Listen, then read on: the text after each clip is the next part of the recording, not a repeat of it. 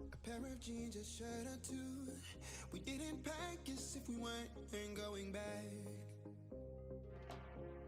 It doesn't matter if it's true.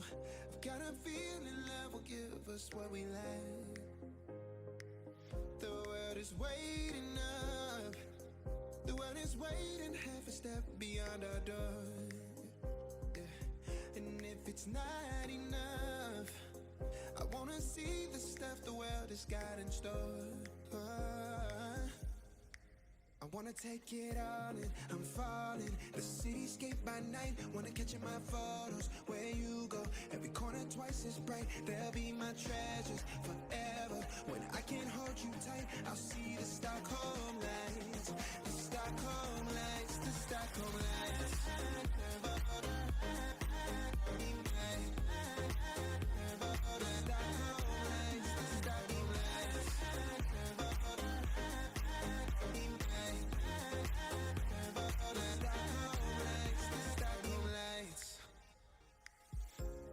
Tomorrow feels a year away, like the seconds, the beginning and the end. But if in time it's yesterday, your picture's gonna bring it home to me again. The world is waiting up. The world is waiting half a step beyond our door. And if it's not enough, I wanna see the stuff the world has got in store. I wanna take it all in, I'm falling. The cityscape by night, wanna catch in my photos. Where you go, every corner twice as bright. They'll be my treasures forever. When I can't hold you tight, I'll see the Stockholm lights. The Stockholm lights, the Stockholm lights.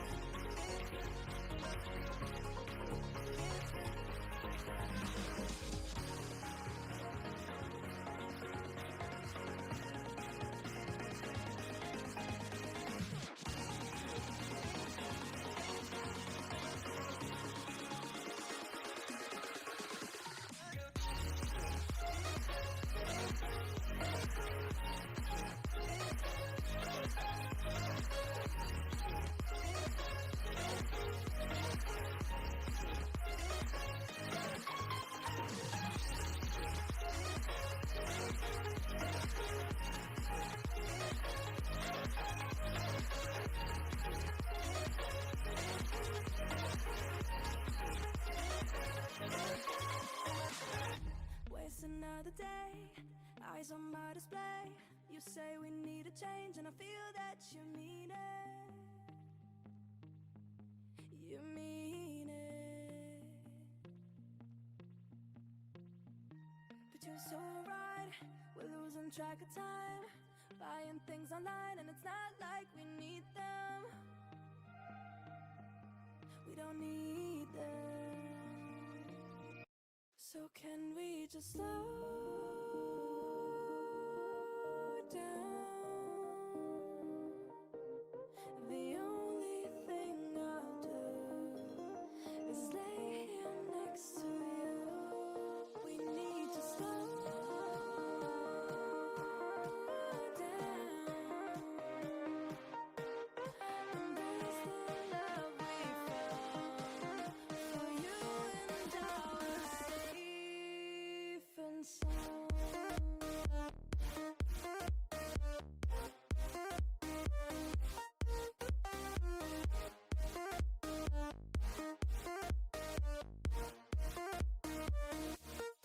And we just slow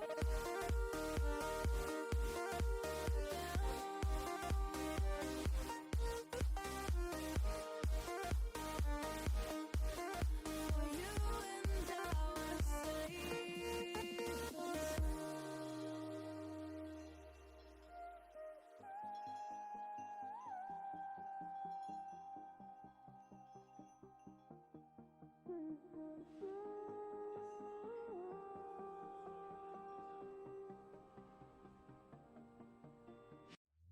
We were on the run, rocking around the clock.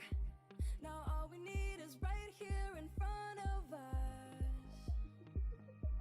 In front of us. So can we just slow down? The only thing I'll do is lay here next to you. We need to slow down.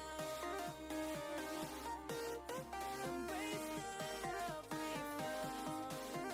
For you and I are safe and sound.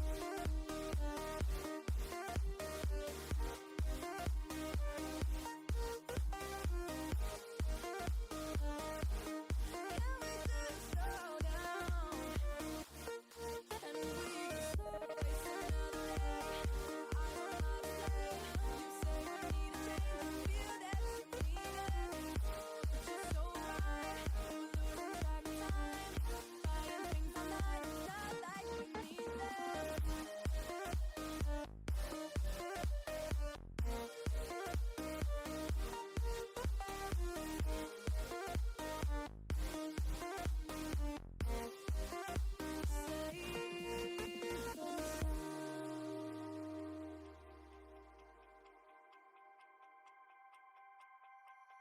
Can I be your star tonight? You fill my soul with light the day we met. I don't wanna leave your side, no. Have me by your side when the sun sets. I hope you'll still want me, I hope you'll still need me a million years from now. The seasons are changing, the nights ever fading. It's time we left the ground. Let's leave for an eternity. Sail across the lights beyond the sky. I'll be with you eternally. Night for your love and keeps me high. Keeps me high.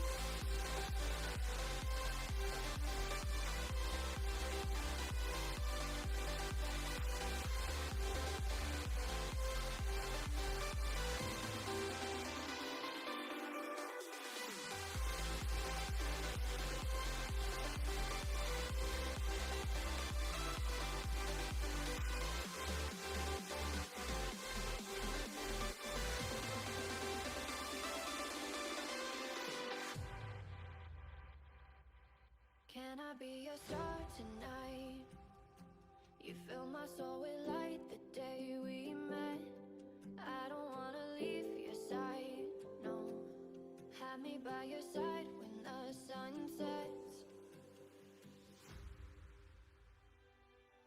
Let's leave for an eternity. We'll sail across the lights beyond the sky. I'll be with you eternally. I'm an addict for your love. It keeps me high, keeps me high.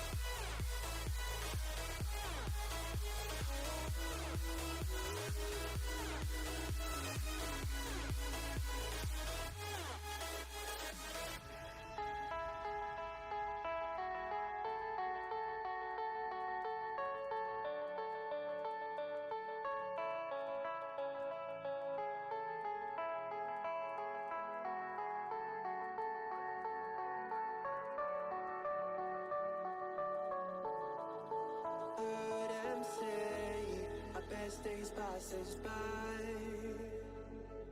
and most long for a place that they never find. I'm afraid I wake up when I die, and it is too late to climb any mountain. Time is of the essence, the blood running through our core.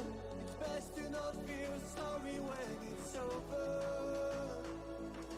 I will be the greatest that you've ever seen before, and I'll stay eternal.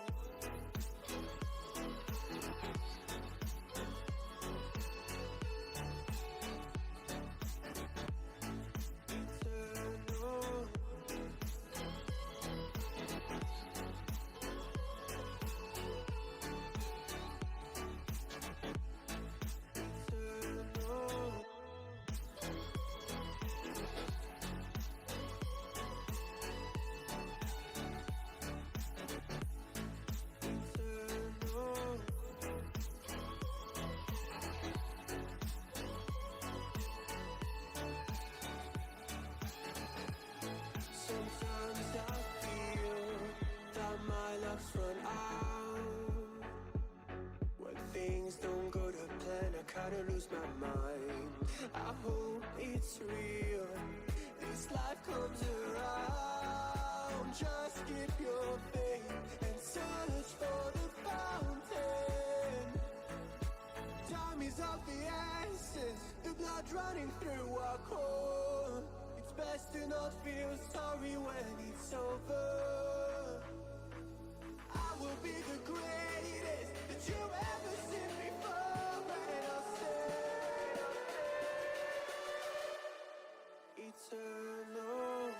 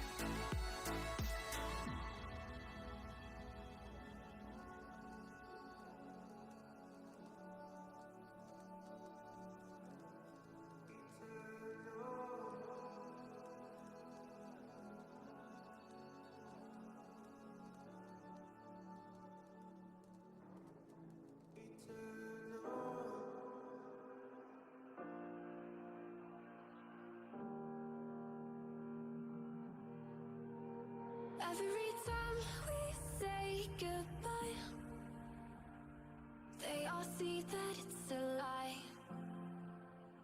'cause we always give it one last try. Yeah, you've watched me break 1,000 times. Now I'm all alone, 'cause you never show.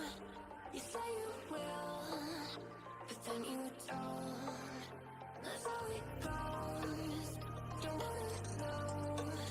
I'm turning off my mind so I get by. I just wanna be happy, happy tonight.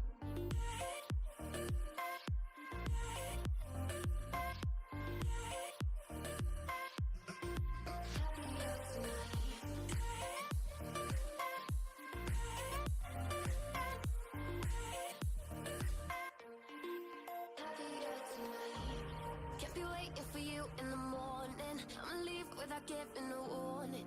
I'ma leave without giving a. But every time we say goodbye, we all know that it's a lie.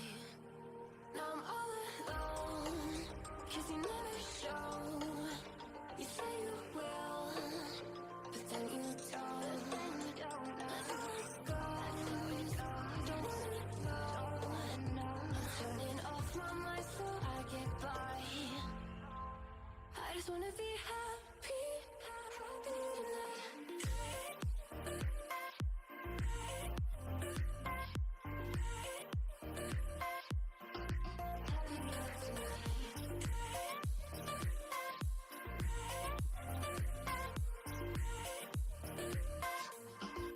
Happier tonight. Can't be waiting for you in the morning. I'ma leave without giving a warning. I'ma leave without giving a. But every time we say goodbye, we all know that it's a lie. I just wanna be happy.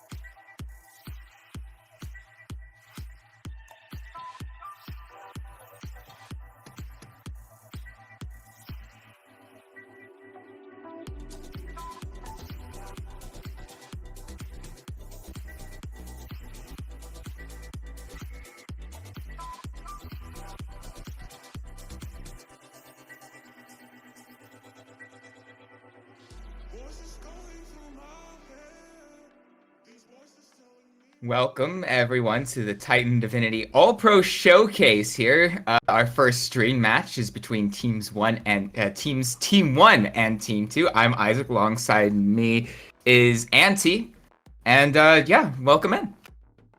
All right, hello. Now I will say, I have not done too much of the Divinity casting, Isaac, but you know, it's all pro, right? Regardless of how much you watch the regular season, these are teams that weren't necessarily together for the entirety of the season. That are going to be, you know, the top of the top, the creme de la creme, right? So we're going to have some pretty interesting back and forths in terms of the banning. And there's a lot of ways how teams can really break this down, right? You can either go with, hey, I want to take away the meta picks, you know, the strong stuff, right? Or I want to get whoever it is that is the huge MVPs that I expect on that team, and then just take away comfort. And that's what it seems like we're gonna have here, right? You know, Aurelion Sol off the table, Akali off the table. These are not super meta picks that are being banned away here. These are very targeted player bans. Yeah, for the most part, I'd argue that Aatrox and Ahri are of that vein, but either way. Or there's the third option, which, because I mean, obviously, you want to win and like compete as much as you can in every event because that's a certain aspect of fighting. Or you could ban fun champions and spell out like TSMXD or whatever. That's the third option. Because I mean, this doesn't affect standings going into playoffs, so like. I mean, that's definitely an option here. And speaking of fun options, the brand is on the table. This could be brand jungle, could be the brand mid, could be the brand support. I will have to say, so she is coming back into the meta. I love me some Zeri. So Zeri's on the table. We got the Volibear, we got the Yone. And oh yeah, I'm hella Yeah, Filipino. yeah, no. I mean, like, it's one of those things. I was just like, wait, who the hell likes Zeri? But then I thought for a second, oh yeah, it was the same coinciding release with Neon in Valorant. I was like, oh wait, no, what can I that's say? right. Galing ng Pilipino ay wagayway. Yeah, I But definitely speak Tagalog and definitely understood that. but either way, so we've already got the first 3 picks from both teams on the board here. I really like the Jax pickup here because it is still something that you can flex. Team 2 have a relatively, how do you call it, flexible roster where you're not really locked into anything just yet. We do have the Ornn ban here saying, hey, there's no way that Volibear is going top lane. So you're still going to see a little bit of flex here and there, but you know, there's still a lot of time for consideration. Yeah, and I think especially on the side of Team 1, considering they're getting rid of 2 supports, I think that's fairly indicative on what they want to play. Getting rid of Lulu, getting rid of Janna. I would suspect that they probably want to pair something like Nautilus alongside that Senna, especially since support Senna hasn't exactly been very popular in like the last patch or 2. I wouldn't be surprised to see. That being said, on the side of Team 2, their bans, it's just popular. Ooh, yeah, Rel, wait, hold on. Talking about flexibility. Yes, talking about flexibility, we still have 4 champions on the side of Team 2, and 3 of them are still not locked into any role. Either way, the Talia, once again, another one of those champions that still is flexible here. So both of these teams have a little bit of a nebulous team composition here. But now the question is, what do these teams want to accomplish, right? So you've got all in, you've got back and forth here, and what in the fresh hell are we looking at on Team 1 here? So one of these champions going into that bot lane, I'm guessing it's going to be the Talia or the Kennet, and the Sylas picked up here. So Team 2 have a team where it's very clearly going to be something like Sylas mid, Jax top, Rel jungle, or Brand jungle, and then Rel support. So, you know, something that runs at you, does a bunch of AoE damage, and essentially exists. I still don't know what Team 1 wants to actually do. Yone ADC. Whoever... It could... I don't know if I don't know if I like it, but it would be fun. So I will say... It would be fun, wouldn't it? Yone ADC is actually a ridiculously strong pick into Zeri specifically. So, you know, you might be cooking it here a little bit, but, you know, that's the point of All Pro, right? It's all about having fun with it. It's a best of 1. We'll have to get on the Rift to see what things actually do turn into. And it is the Yone ADC. Yes! Great call, Isaac. Oh, yes. I've definitely seen a lot more of his brother paired alongside Senna from about a year ago. I mean, T1, looking back, Karyo Gumayushi there in the bot lane. That being said, so it's a similar idea as if you pick Yone. Honestly, a little bit more aggressive, and considering Zeri's struggles early level, I do like to see it, but I would say Zeri tends to struggle for quite a decent bit of the game against Yone. The 3 champions I never, ever, ever want to see as Zeri are Draven, Neela, and Yone. If any of those 3 show up in the bot lane, it's just suffering for a large part of it. But that's what Rel's there for. That's what all of this team composition is here for, because bot lane's not just a 2v2. This is competitive play. We're going to get a whole party down here, especially with all of these AoE ultimates. So either way, I'm excited to see how things do break down. Isaac, as far as these team comps are concerned, who do you give the edge to? And honestly, I do like Team 1's comp. It might not exactly be the... I guess these days, considering we're seeing a lot... I haven't seen a lot of Kinnan, though. There's a lot of mixture of like damage types, and there's a lot of, especially in the early levels, ease of execution. Volibear runs up, he stuns somebody. If it's mid lane, Talia flips. If it's top lane, Kinnan, like, you know, just stacks his stun. Stuns on stuns, baby. And bot lane, maybe not so great, considering Zeri does have the flip over the wall escape, but still fairly squishy target. And without that, you know, not the most mobile champion without it, obviously. that's the big caveat. And I think with just the amount of mobility, like the amount of speed and that they have with this composition, you drop Kinnan post 10 minutes with the unleashed teleport, you drop in behind you, start a fight that way. Talia flies in, Volibear just runs at you. That's the beauty of it, right? Senna makes the entire team invisible. All of a sudden, you got a shadow running at you real fast, and it's a electric bear that stuns you in place. You get shoved over the shoulder with Talia's seismic shove. Like, it's just all in all a bad time fighting against Team 1. And I think you're definitely onto something here. The ease of execution is certainly there, and that's a huge, huge thing for when you're playing with teammates who you haven't necessarily played with before, right? I mean, look at those player team prefixes, right? There's so many different teams, not a single one. Well, actually, I mean, you got, 2 from the same team, but so many of them are from different teams, right? They're playing with each other for what may be the first time, and we're already starting off spicy. Oh yes, I mean, come on, it's the all pro showcase. If you're not doing shenanigans level 1 every game, what are you even on? Like, what are you even doing, really?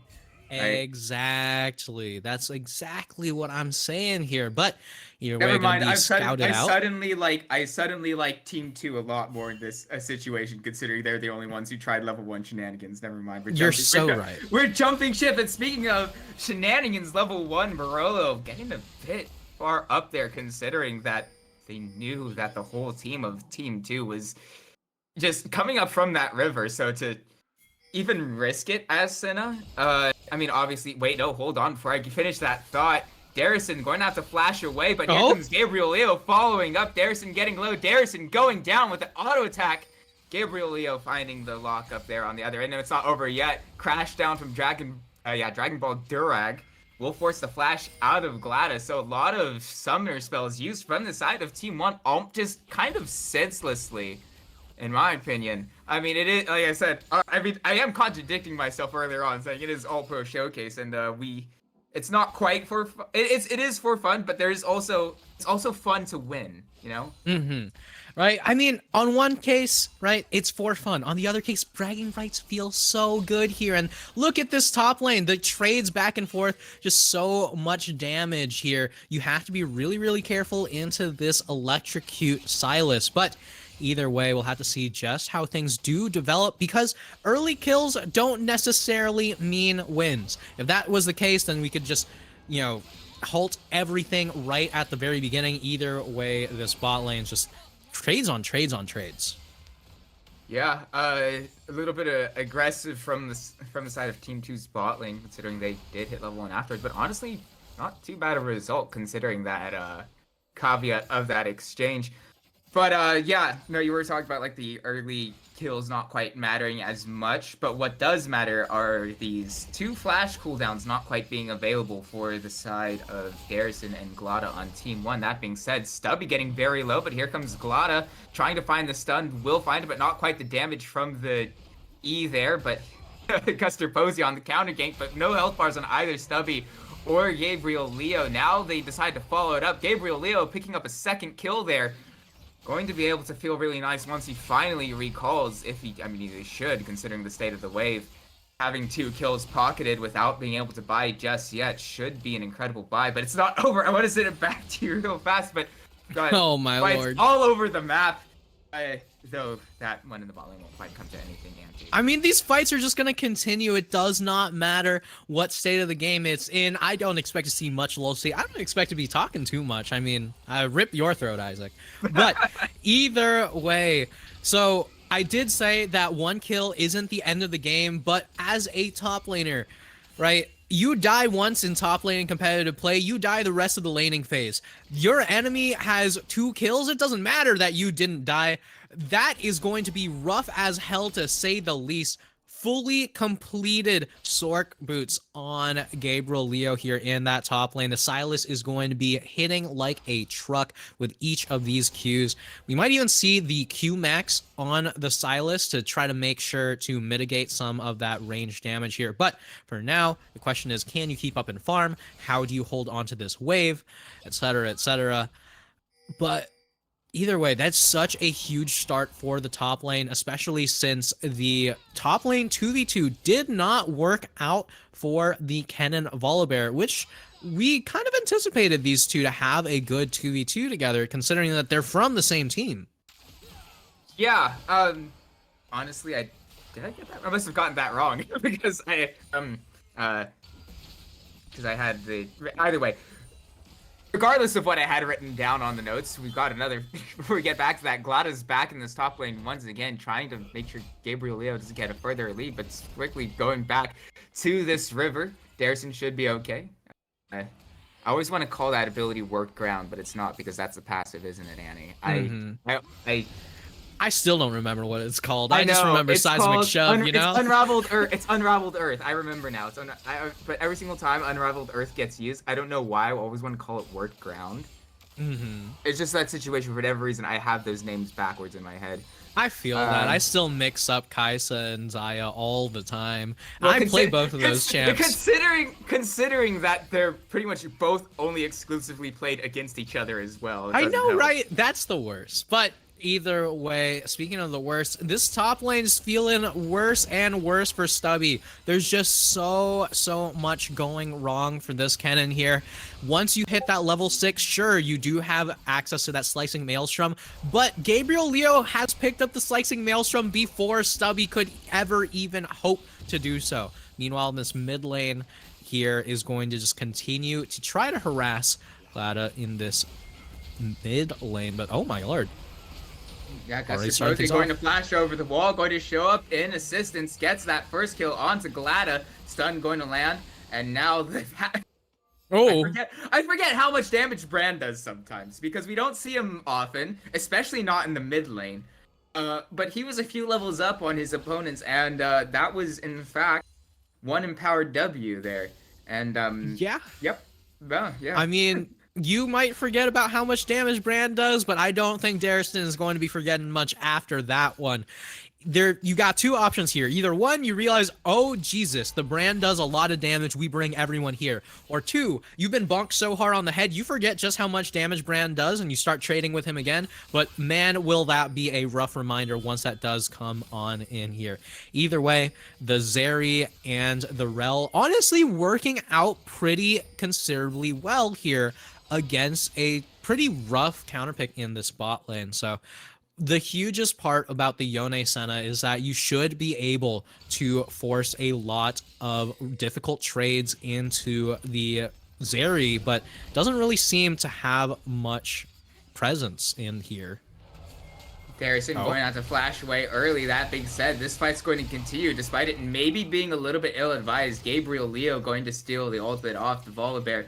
Once again, being able to use ultimates before they're available to the champions themselves. That being said, that is going to be Darison in the wrong spot.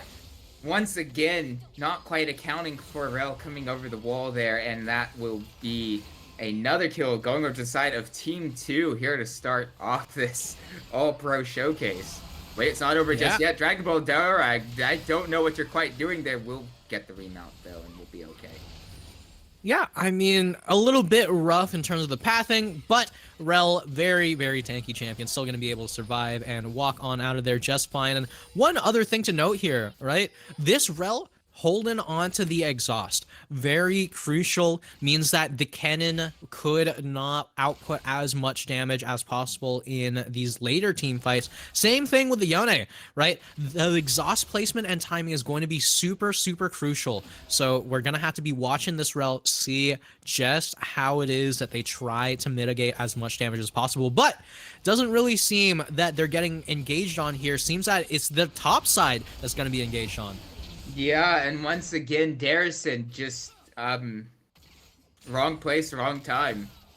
Walking in to try to help out his jungler there, and, well, they're so far ahead on the side of Team 2 that this is basically no longer their jungle.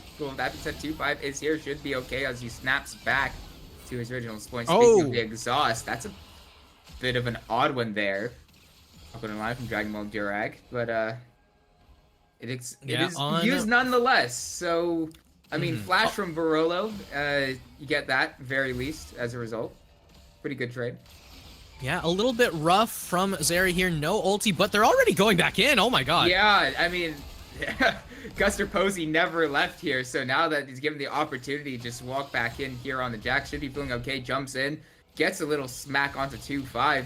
Numbers advantage still over to the side of Team 2, but these health bars are starting to get a bit low, and the advantage of range from Barolo will just start coming through and whittling them down. I don't think it'll manage to amount to much. That being said, Stubby taking Gabriel Leo very low. Will find the shutdown on the solo kill, being a level up there. I'd have to imagine that comes from the amount of times that Gabriel Leo has been out of this lane with that extra XP under his belt, going to be able to get that extra 600 gold, I believe it was there. Going to feel really good as a result on this kid, and especially as his teleport's coming back up real soon. Guster Posey I don't know if he claimed that. No, he didn't. So that's all 6 scrubs going over to the side of Team 1. Despite the early advantage to Team 2, and now Glada going to try to hop away, won't quite get over the wall and does go down as a result. So at least there's a return kill over to the side of Team 2 at the end of that exchange. But 6 scrubs, I mean, maybe not the most value in this early game, considering they are sitting 7-1, down 1.5 gold at 10 minutes, but could definitely prove to be a problem as this game progresses, especially if they start getting a few of those kills back, especially solo kills onto Stubby. Yeah, and when you think about that, that solo kill from Stubby was onto a 3-kill Silas. That is a huge, huge solo kill here. Able to finish the first item, the Rocket Belt, before Gabriel Leo can even finish a single item here.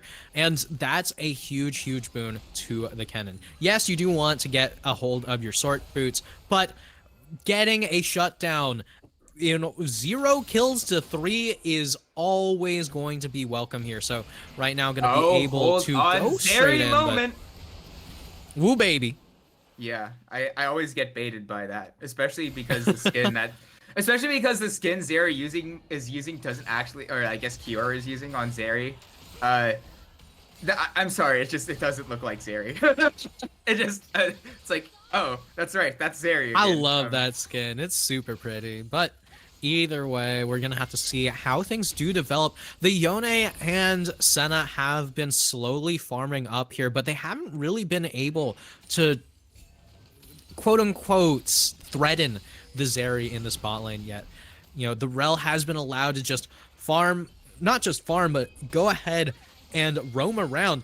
And there's rarely any farm that's actually going to be denied from the Zeri here. It's still sitting at around 8-9 CS a minute, so should be fine here. Meanwhile, this Volibear is getting farmed up again. Gabriel Leo will find Glada going to hop away, but actually, wait, no, that was Gabriel Leo stealing the ultimate first. I thought for a second that it was Glada hopping away, and then Gabriel Leo following up, but I got that order of things wrong. And now there's nowhere to go for 2-5 going low, finally going down. Kiora going to get that kill. So going on to exactly who you want it to on the side of Team 2.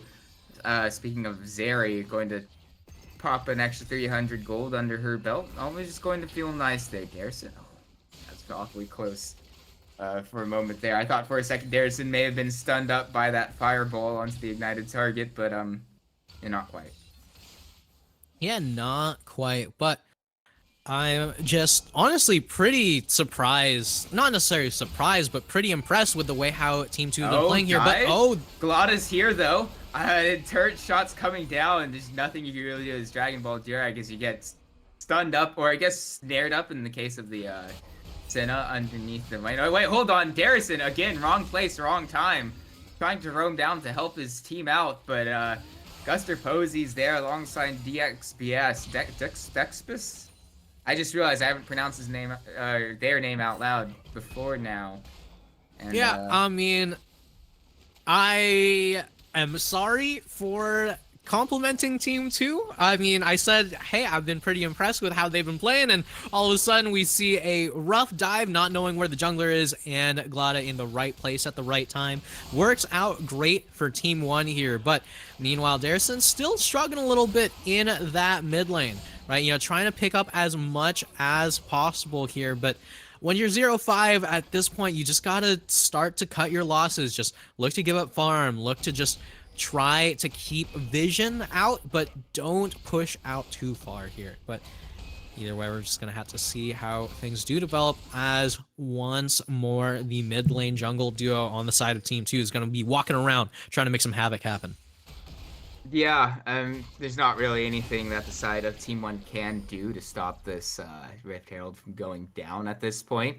I think they've already experienced trying to get Darrison to rotate in and around a bit, and even with that Weaver's Wall, it's just so squishy at this point. And speaking of the Weaver's Wall, it will be deployed here by Darrison, but going to just have to be stopped there. Kiora going to hop away, and Dragon Ball Durag also going to just go to, I guess more so Zeri flips away, and then Durag's the crash down. Not going to get much out of that ultimate use, and not much out of that roam. So once again, I guess it's not really that bad at this point. You might just concede, well, I'm so far behind anyway. We just need the CC, but perhaps not the greatest play ever. But not the greatest Talia play we've ever seen. That being said, counter Stubby not going to get hit by Gabriel Leo, and actually the counter damage from Stubby finding onto Gabriel Leo, despite Guster Posey being here, going to be fairly significant, setting up Guster Posey. And actually, here comes Glada now. These health bars already so low. This is not a situation we want to be in.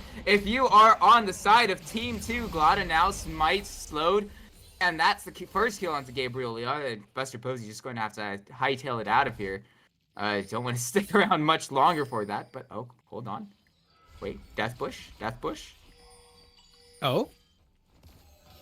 Hold on, no, they smelled something there. Kiora, knowing something's a bit odd without the Atuya being on the map, we'll be able to spot that out before we get a fun little death push there. So, actually, I mean, on one hand, really good heads up awareness from Kiora to know that something was off there and just spot that out before it happens. But on the other hand, I wanted my death push.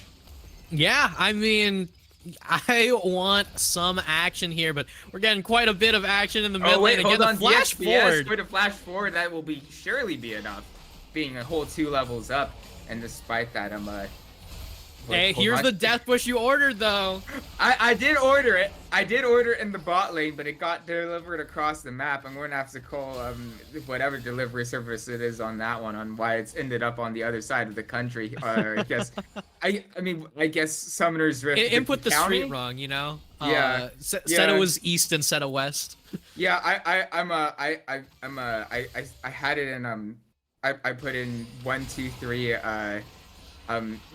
bottom side lane and not top side lane, and it just showed up in the other spot. That being said, orders being aside wrong, Barolo just can't tank any sort of damage there on that Sin, and actually Kiora going to pick up that kill onto 2-5 as well. I thought for sure that would have gone over to Guster Posey with the leap forward, but once again going exactly on who you want it to here in these bot lane fights, as Kiora picks up yet another kill.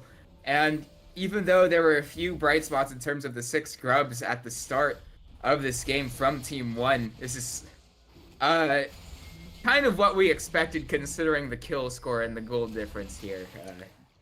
Yeah, there is a considerable amount of gold difference, around 4,000 gold here, but Dragon slowly going to be going down here. Meanwhile, Stubby looking to try to make something happen again. Trying to find Gabriel Leo, but Darrison's here, but the question is, does Gabriel Leo even care? No, actually he does after he gets stunned up by Stubby, as he's going to miss that. Will eventually go down. I thought for a second if he could land it onto like Darrison to get away and then like heal up off Darrison, that it might be the 1v2 moment, but Yeah, and not quite. You know, that is still an Archangel staff fully completed on Darrison, so still has a little bit of tankiness here. Not nearly as much tankiness as Glada really hopes and wants right now, though. Just all of the jungle camps being stolen away. It just feels so bad for the Volibear here, but I don't know. We've got a lot of work to do on the side of Team 1. Darrison finally on the board. 2-5 still needs to find a way to make something happen, or else that 0-2 is going to be the only thing to their name, as the Senate is going to continue to try to get some form of vision control into this bot jungle. But all the vision in the world is not going to save you from how strong of a death ball composition Team 2 have on their hands here. You've got so much gold, so much experience, and so much synergy, it seems, between these players that this could turn into a very rough situation. But 4,000 gold is still something that's comebackable, right? It's not like you're sitting on a 10k gold deficit. It's not like none of your champions scale. It's mostly just an issue of where you are right now with this Volibear trapped in the river. I think they should be fine there, but someone who shouldn't be fine here now is 2-5. Going low, going down. There it is, Darrison showing up to try to help, but at this point it's too late. Now Glada has to hightail it out of there. Finds the stun, but perhaps a bit ill-advised there to try to turn around. And Gabriel Leo will be sniped out of the air by Barolo at the very least, but it won't quite matter much as it does come at the cost of his life. But this, I was hoping that 2-5, when you're going down the line of like saying 2-5 and 0-2, I was going to say, okay, but what if they end with 5 assists and 2 deaths and then they're 0-2-5?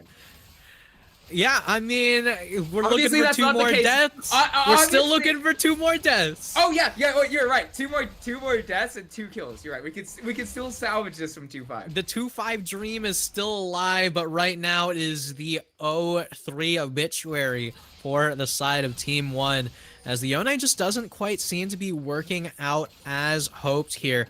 You know, Jungle given over a little bit of extra gold here. I'm expecting that Infinity Edge should be coming around very, very soon. Might also be the Quick Blades. Really just a question of pure preference.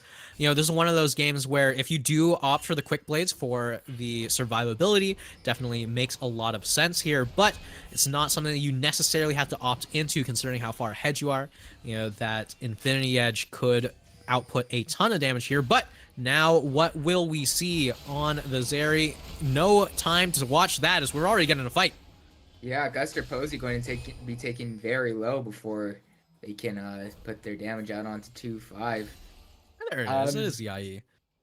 Yeah, there it is. There's the IE. There's the classic item that we all actually. I mean, I enjoy IE as an item. It's just, you know, damage and crit. I mean. IE as an item feels good to have, but it's so boring, right? It's just, I do more damage. It's like, okay, that's fine, I guess. Well, someone who might not be fine here is DXBS, especially as that flash doesn't make it over the Weaver's Wall, and so is out of range, or within range of Glada more correctly. And Darrison, get it? Come on, Darrison! Yes! Woo, baby! Now the Talia's on the board with a kill as well. Great man. Minds think alike. We were aligned with that one. Yes, Talia is on the board. Darrison does have a kill, but perhaps staying around a little bit too long here in the bottom lane. Not doing a lot of damage to that tower, finally claiming it, but Buster Posey, that was the former catcher. No, Guster Posey and Dragon Ball Durag now here should be able to get this kill fairly comfortably. Gets that. Honestly, maybe resetting the gold wasn't the best idea considering the follow-up as a result. But that being said, picking up the tower definitely going to be a decent boon for the side of Team 1 here, but losing your mid laner right before Dragon, really rough, especially when it's the Soul.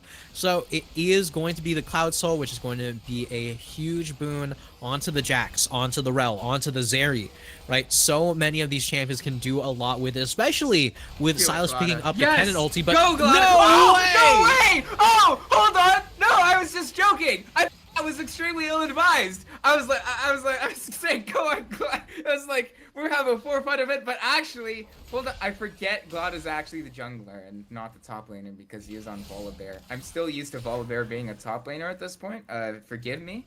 My brain is slow to catch up, but might not be a top laner, but absolutely the top dog here as Team 2 have to cut their losses. They're going over to the Baron. So Stubby right now is the #1 way to stop this Baron. A teleport in with a cannon ulti could absolutely decimate the side of Team 2 here, but they're looking to give it up, looking to just pick up the mid tower, pick up as much as they can in response. As long as you get these waves shoved in, it'll take a lot longer for this Baron buff to start working its magic here. So Team 1 are just looking to take away as much gold as possible instead of actively contesting that Baron fight, which honestly, I think that's totally fine, right? If you win that Baron fight, that's not a game-winning play, that's a game-saving play. Meanwhile, looking for more game-delaying plays also works just fine. Meanwhile, DXBS in this mid lane just going to continue to clear out these waves as Darrison is doing the same in the mid lane.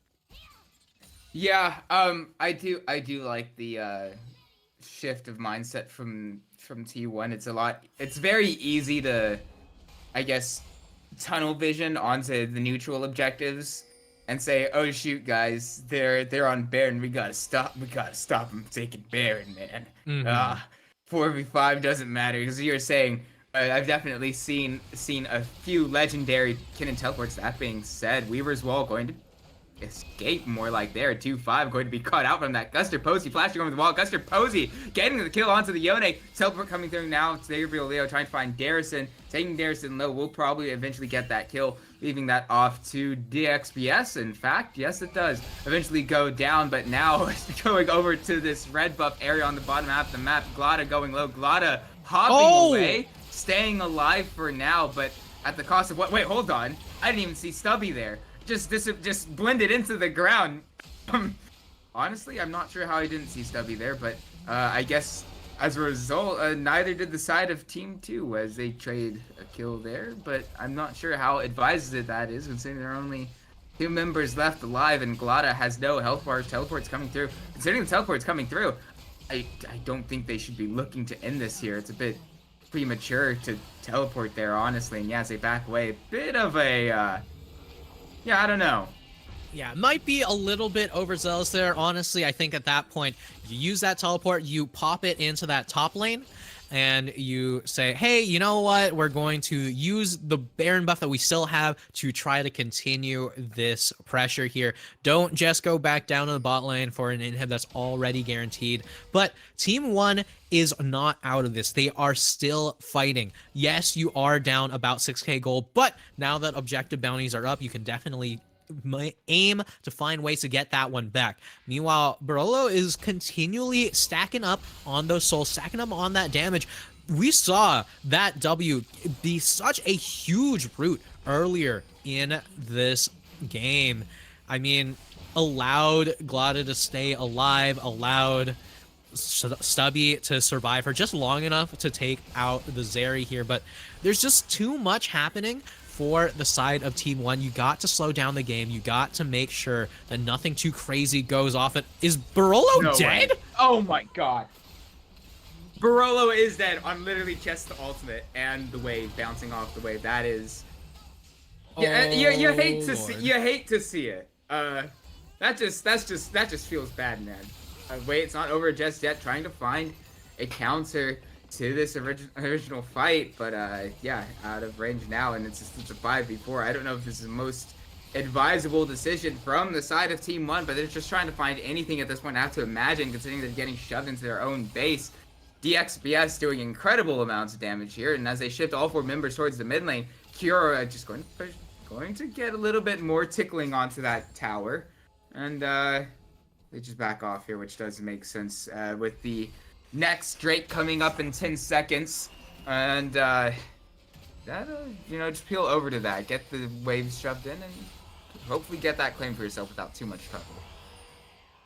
Yeah, that is the plan here. I mean, the soul is available, but so is Flash, so is ulti from Glada, but oh lord, Kiora in a lot of trouble. Kiora in the wrong spot.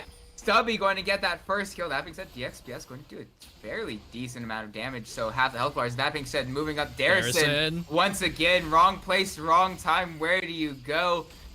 Nowhere fast. Oh, wait, hold on. The seismic shove will push away. Just okay. Well, I thought for a second, Dawning Shadow, there might be a chance. Dragon Ball Dark actually going to try to find 2-5 here. We'll have the fate sealed, and 2-5 won't. 2-5 going low, 2-5 going down. getting up to 0-5 now, and with 2 members down on the side of Team 1, Team 2 are just going to move over to this Drake and claim the soul fairly easily.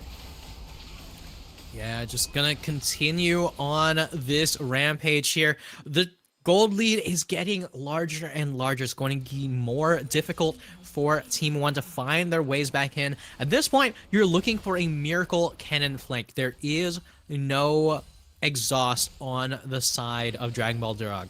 So the Rel's #1 job is to get rid of any possibility of that comeback, whether that be from being the first one to pull the trigger or keeping Stubby from doing that on their own here. So right now, Kennen is where all of the eyes are on. Like, Team 1 need to find a way how to get Stubby in that backline, how to get Stubby just pumping out that damage. The cannon is a huge playing point. Yeah, especially now that they have Crypto Bloom in their inventory. Honestly,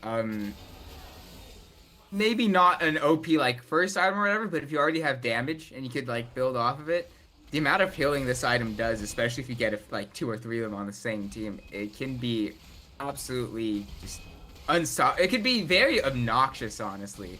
Where it's like, oh, well, Kennen, you know, notoriously no heals in the kit. I mean, that's obviously the first thing you think of when you think of Kennen, of course.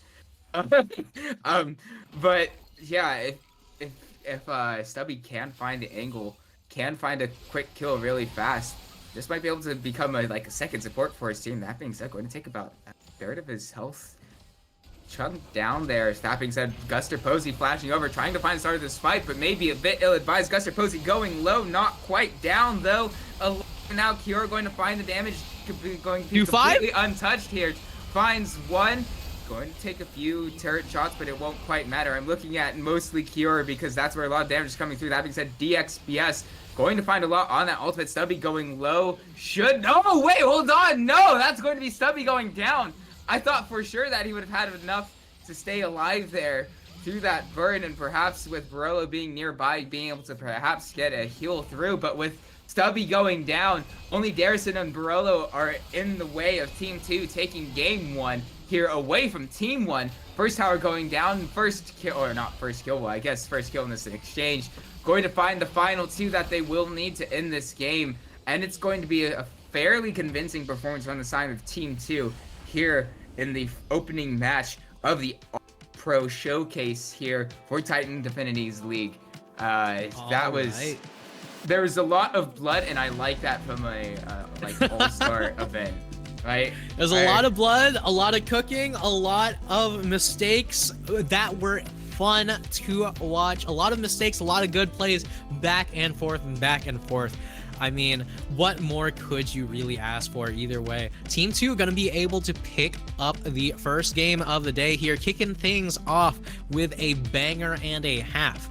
I mean, that was mad fun to see. The Silas just rounding out the competition, able to pick up so many of those just phenomenal ultimates. I'm so sad that the Yone didn't quite work out as hoped for. I mean, Yone is super fun to watch, especially Yone bot lane, but either way, Kiora and Dragon Ball Durag ended up the winners of that exchange. You're in a rough matchup and you managed to find a way how to just navigate all the way through it, and all of a sudden, you got a late games area on your hands.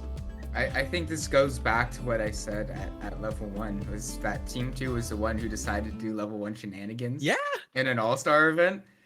And I think, I mean, because clearly that was a deciding factor as soon as that happened. Oh, yeah. No, but either way, we are going to wrap it up here. When we come back, I believe it should be game 2 with Team 2 and Team 3 up on the docket when we return. Woo, I believe we'll keep you posted on that when we do come back, but look for that when we return. But for now, we'll send it to a break, and we hope to see you then.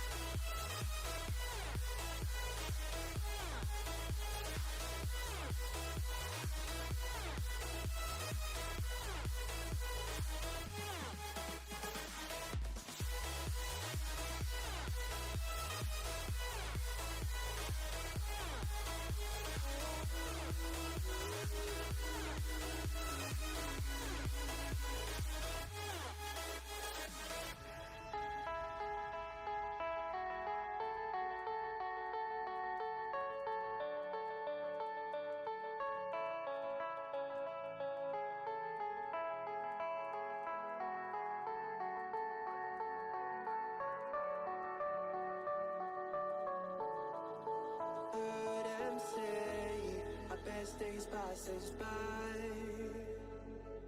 and most long for a place that they never find. I'm afraid I wake up when I die, and it is too late to climb any mountain. Time is of the essence, the blood running through our core. It's best to not feel sorry when it's over. I will be the greatest that you've ever seen before, and I'll stay eternal.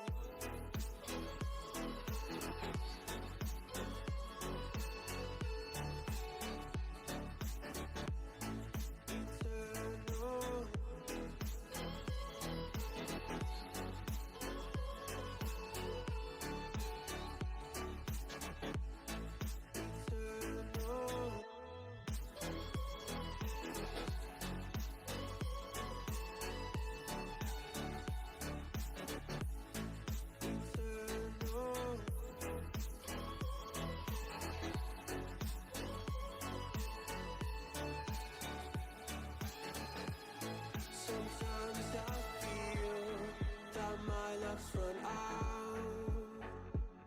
When things don't go to plan, I kinda lose my mind. I hope it's real, this life comes around. Just keep your faith and search for the fountain. Time is of the essence, the blood running through our core. It's best to not feel sorry when it's over. I will be the greatest that you've ever seen before, and I'll stay eternal.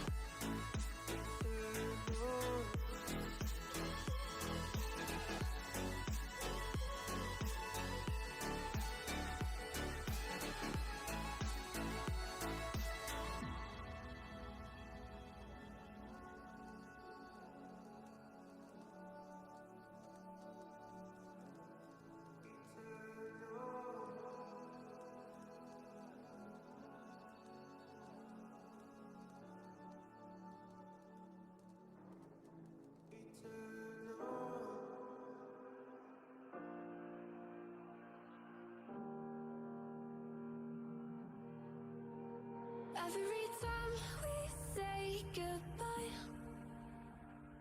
they all see that it's a lie. 'Cause we always give it one last try.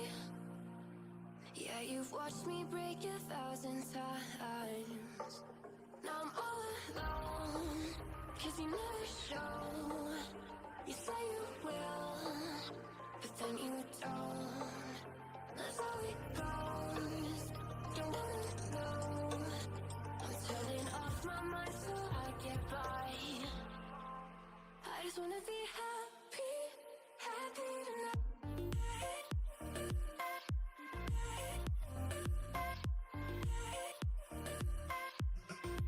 Happier tonight.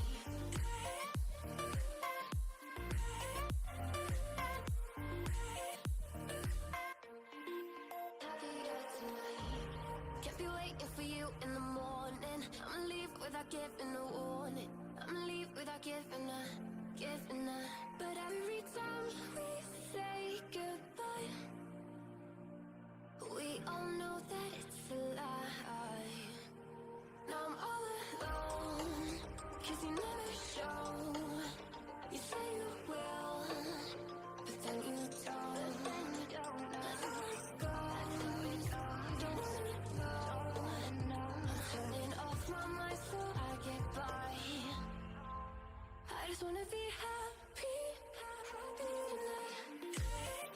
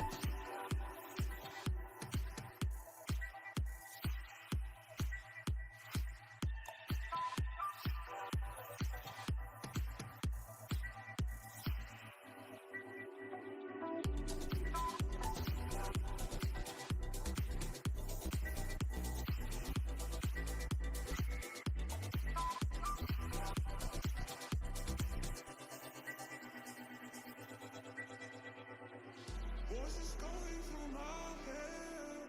These voices telling me what I said about you, about us and what we do. I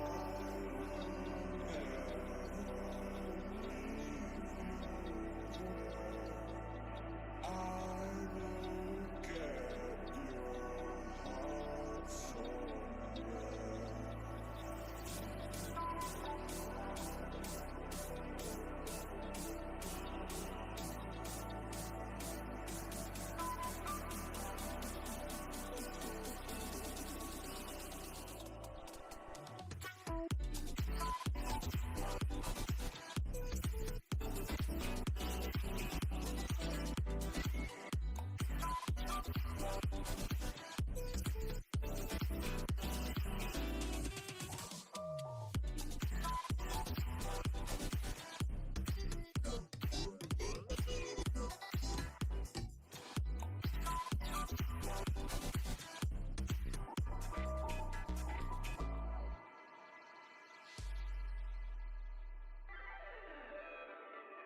Voices going through my head.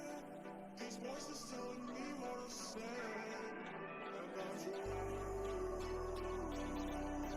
about us and what we do.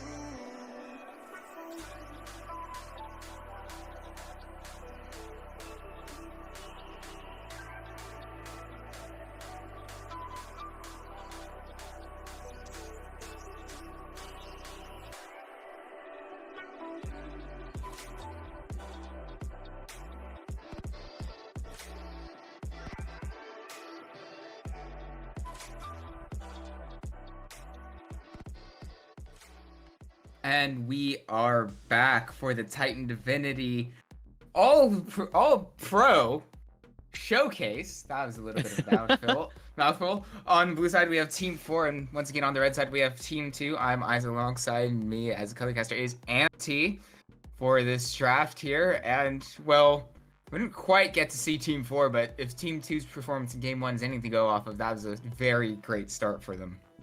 Yeah, definitely something you gotta worry about. Already taken away the brand. DXBS not gonna be able to pick that one up again. So right here, it's just gonna be the constant Aatrox bans here. We're not gonna be seeing any of that champion. Meanwhile, a little bit of focus towards the bot lane from Team 2 here. You've got the Ashe ban, you got the Thresh ban. These are not things that you necessarily would expect to be banned away for the most part, but here we go. Once again, Ahri taken off the table. I mean, Ahri's just generally a good ban to have. Lots of mid laners have her in their champion pool. You know, very solid champion, very safe champion, still has a huge amount of power in the right hands here. And the Zeri takeaway.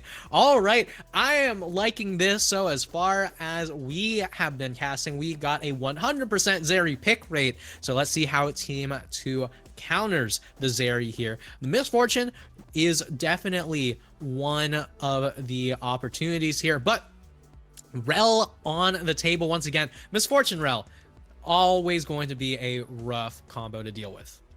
Yeah, honestly, I'm a bit of a, not necessarily fan, but kind of like slight enjoyer of Misfortune Seraphine, just because like the slow into the stun is kind of hilarious. I feel it's just a funny combination to see when it does come through. Honestly, I know it was hyped up on release, probably a little bit more than it should have been, but that doesn't make it any less funny. And this is all pro, so. I mean, Seraphine on release was, Seraphine was on a different release beast entirely. Okay, but that was just she Seraphine. was just not. That okay. was just Seraphine. That was just Seraphine being OP. It wasn't the combo being strong. It was just that champion being not allowed. Yeah, I mean, you could have put her anywhere. But speaking of combos that are strong, Orianna Rel, definitely a combo. So this is a phenomenal choice here from Team 2. So Team 4 had decided to take the Talia, and we've seen Team 2 against Talia before. Now, what I will say is a very easy way to draft, if you don't know your teammates very well, is the hit R composition, and Team 2 have a very good hit R composition coming up here. So right now they need some sort of extra lockdown. I mean, if you pick up like a Maokai in the jungle, or pick up like a Gnar, you know, something that has a huge amount of lockdown, maybe even like a Malphite. But I would save the top lane pick for late, right? You already do see the Viego. It is the Vi, so another hit R champion. Team 2 definitely have a theme, and they are sticking to it. Yeah, as you said, hit R, and, well, the idea is hit R and win. Well, I think who knows? That being said, with how grouped up their team probably is going to be, that they're not a Glass getting picked up by T4. I am a big fan of that decision here on the B4 pick. And Ornn, you know, fairly safe top lane blind. I don't mind it. Mm-hmm. Yeah, I mean, Ornn blind here does open you up to a few other possible picks, like, you know, the Fiora, the Gwen, is one of those that does fine into the Ornn. You do still have to keep your wits about you, but that does mean that Team 2 is going to be lacking on a super tank, right? Your tankiest member is going to be a mix between the Rel and the Vi here, so you're going to have to see what it is that you have an opportunity to front to back with, but Team 2 is not looking at front to back. They're looking to just do a bunch of damage all at once. Team 4, on the other hand, have a very solid front to back composition, right? You've got the Talia to try to avoid any super huge amount of, you know, follow up off of the Vi ultimate. You've got Viego, who has just damage out the wazoo. You've got Zeri, who should be able to kite out everything. And you've got the Ornn, who's always going to be a huge boon to the team. So either way, it's going to be a very interesting one here. So Isaac, if you were to look at these team compositions, right, you know, just close your eyes. Don't look at any of the player names. Don't think about, oh, well, you know, this player is actually taking away from this player, etc., etc. Just think about these compositions in a solo queue setting. Which one of these compositions stands out to you as like, I would like to be on this team? I think I'd rather be on Team 4's team, simply because it's a bit more reactive, and since a lot of these players may or may not have played together, with the lack of what am I looking forward for? Organization, that if you get a few wrong button clicks, like Vi goes way too far in and whatnot, then, because if you're on the side of Team 2, if you don't get that initial explosive engage, and if that doesn't find the kills you want onto Zeri, well, mostly Zeri, but as well as the Viego or the Talia, if you don't find those those first few kills after you've dropped all your abilities, I mean, I guess Gwen could maybe clean up afterwards. If the health bars are low enough, it is a possibility, but outside of that, I feel like if you don't get that initial damage down, it's just like, okay, how else do you win the fight, right?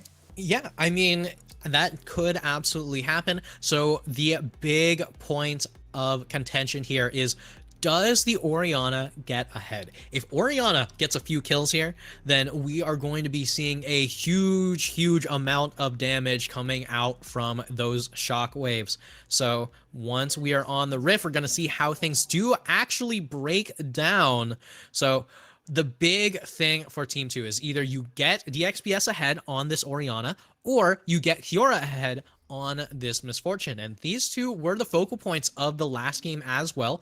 It was a lot of early kills from Gabriel Leo, but it turned out to be the rest of their team that actually was the one that carried them across that finish line. So I'm really excited to see how things do go here. We're not going to be seeing any crazy shenanigans this time around, just a very slow pan here. You can see that we're going to have that standard 5-point action over here. My disappointment is immeasurable, and my day has been ruined. Well, I mean, can't be guys. saying that one just yet. This game could still have a lot of shenanigans in store for us. Certainly, it certainly can. I'm not going to deny that aspect of it. It could still overall be a fairly great game, but guys, come on, it's an all-pro showcase. It's an all-star event. Why aren't we having level 1 shenanigans? I feel like it should be a given that in this event, I feel like it should be an automatic forfeit for the team that doesn't try level 1 shenanigans. You're so right for that. Not actually though, but like on a I guess not ethical level. That's too big of a word, too strong of a word. But like That's a little bit. It's a little it's bit a little crazy. bit strong. But because I'm here on the spot, I can't quite think of any better word for. So for the lack of a better term, on the spot, we'll roll with that. Just on a moral Ethically, level. morally, politically, conservatively, like on all levels, including physical, you must go in for the level 1 cheese. Yeah, Like yeah, you gotta go for the absolutely. shenanigans. At least walk into mid lane, throw some laughs at the enemy team, dance together. You know, everyone Or flash just at any, on yeah, one poor sap. yeah, just literally anything than the standard 5 point, right? In an event like this, that even though I've said before, it is more fun to win than it is to not. It is still fundamentally on its own a for fun event. Where the hell are my level 1 shenanigans? I need my level 1 shenanigans in an event like this because why else are we here? Makes sense. Now, Gabriel Leo going to be dropping out of the top lane here. Going to be able Whoa, to pick hold up on. the. Oh Splash my going to god. come through. Guster Posey will find the hit onto Efron, but just too much distance between the mid laner and jungler of Team 2. Going to be able to get them out of there fairly comfortably. That being... No, Efron didn't flash. No, I'm dumb. It was Guster Posey who flashed because, of course, that's who it was. He's playing Vi. Yeah, I mean, the Vi Flash not necessarily going to amount to too much here, but we've already got the wraparound. Oh my god. Yeah, speaking of, Guster Posey is once again straight to the bottom lane, just walked straight there Oh. from mid lane, strolled on over. First blood going onto Guster Posey. Going to be able to feel a bit good here, and actually it looked like for a second there, Dilly might have been a bit ill-advised walking out, but instead we move over to this mid lane, and actually speaking of this mid lane, Lil Juice Pack is near, will make himself known. Doesn't know that Dragon Ball Durag's here, so it's a 3v2. Efron going to find the damage on DXBS, but it's not quite enough, not quite fast enough. Little Juice Pack going low, flashing away, perhaps a bit ill-advised there. There's pretty much no way for them to get out of that one. Jackson now going to just show up and claim a few minions there for a support item. Yeah, there's just very little that Guster Actually, Posey hold on. has that can actually stop them. I mean, look at this Vi. No flash, no fear, just looking to try to get that wave shoved in, try to fix things up for their mid laner here. Meanwhile, the Dilly Rel's slowed, already here. Stunned. The crash down won't quite find the knockup onto Dilly, so we'll actually be able to get out fairly comfortably. That being said, it will come at the cost of the flash and the ghost, so no summoner spells there. That being said, Guster Posey just not leaving just this bottom half of the map. Well, maybe not getting the most... no, they're fine, they're fine, yes! No flash needed on Vi. And we'll also, Yeah, also who get this gutter crab. Yes! Who needs flash anyway? You know, Guster Posey just so unbelievably in control here. Not a single bit of fear in this player's heart. But either way, once again, not a single bit of love for the Void Grubs from Team 2. As it's just going to continue on the trend of Guster Posey being completely allergic to these things. So Team 1 got 6 Void Grubs the last time. It's another 3 Void Grubs to Team 4. If this is another 6 Void Grub game, I'm going to lose my mind. I think this time around, it's not as great because in game 1, it was like a trade of Void Grubs for Dragon, right? Mm-hmm. But because of how low Guster Posey's health bar was in the vicinity of the members of Team 4 to that Dragon, it's not quite going to be a trade just yet, especially if it's not taken in the next few seconds here, which I imagine it should be.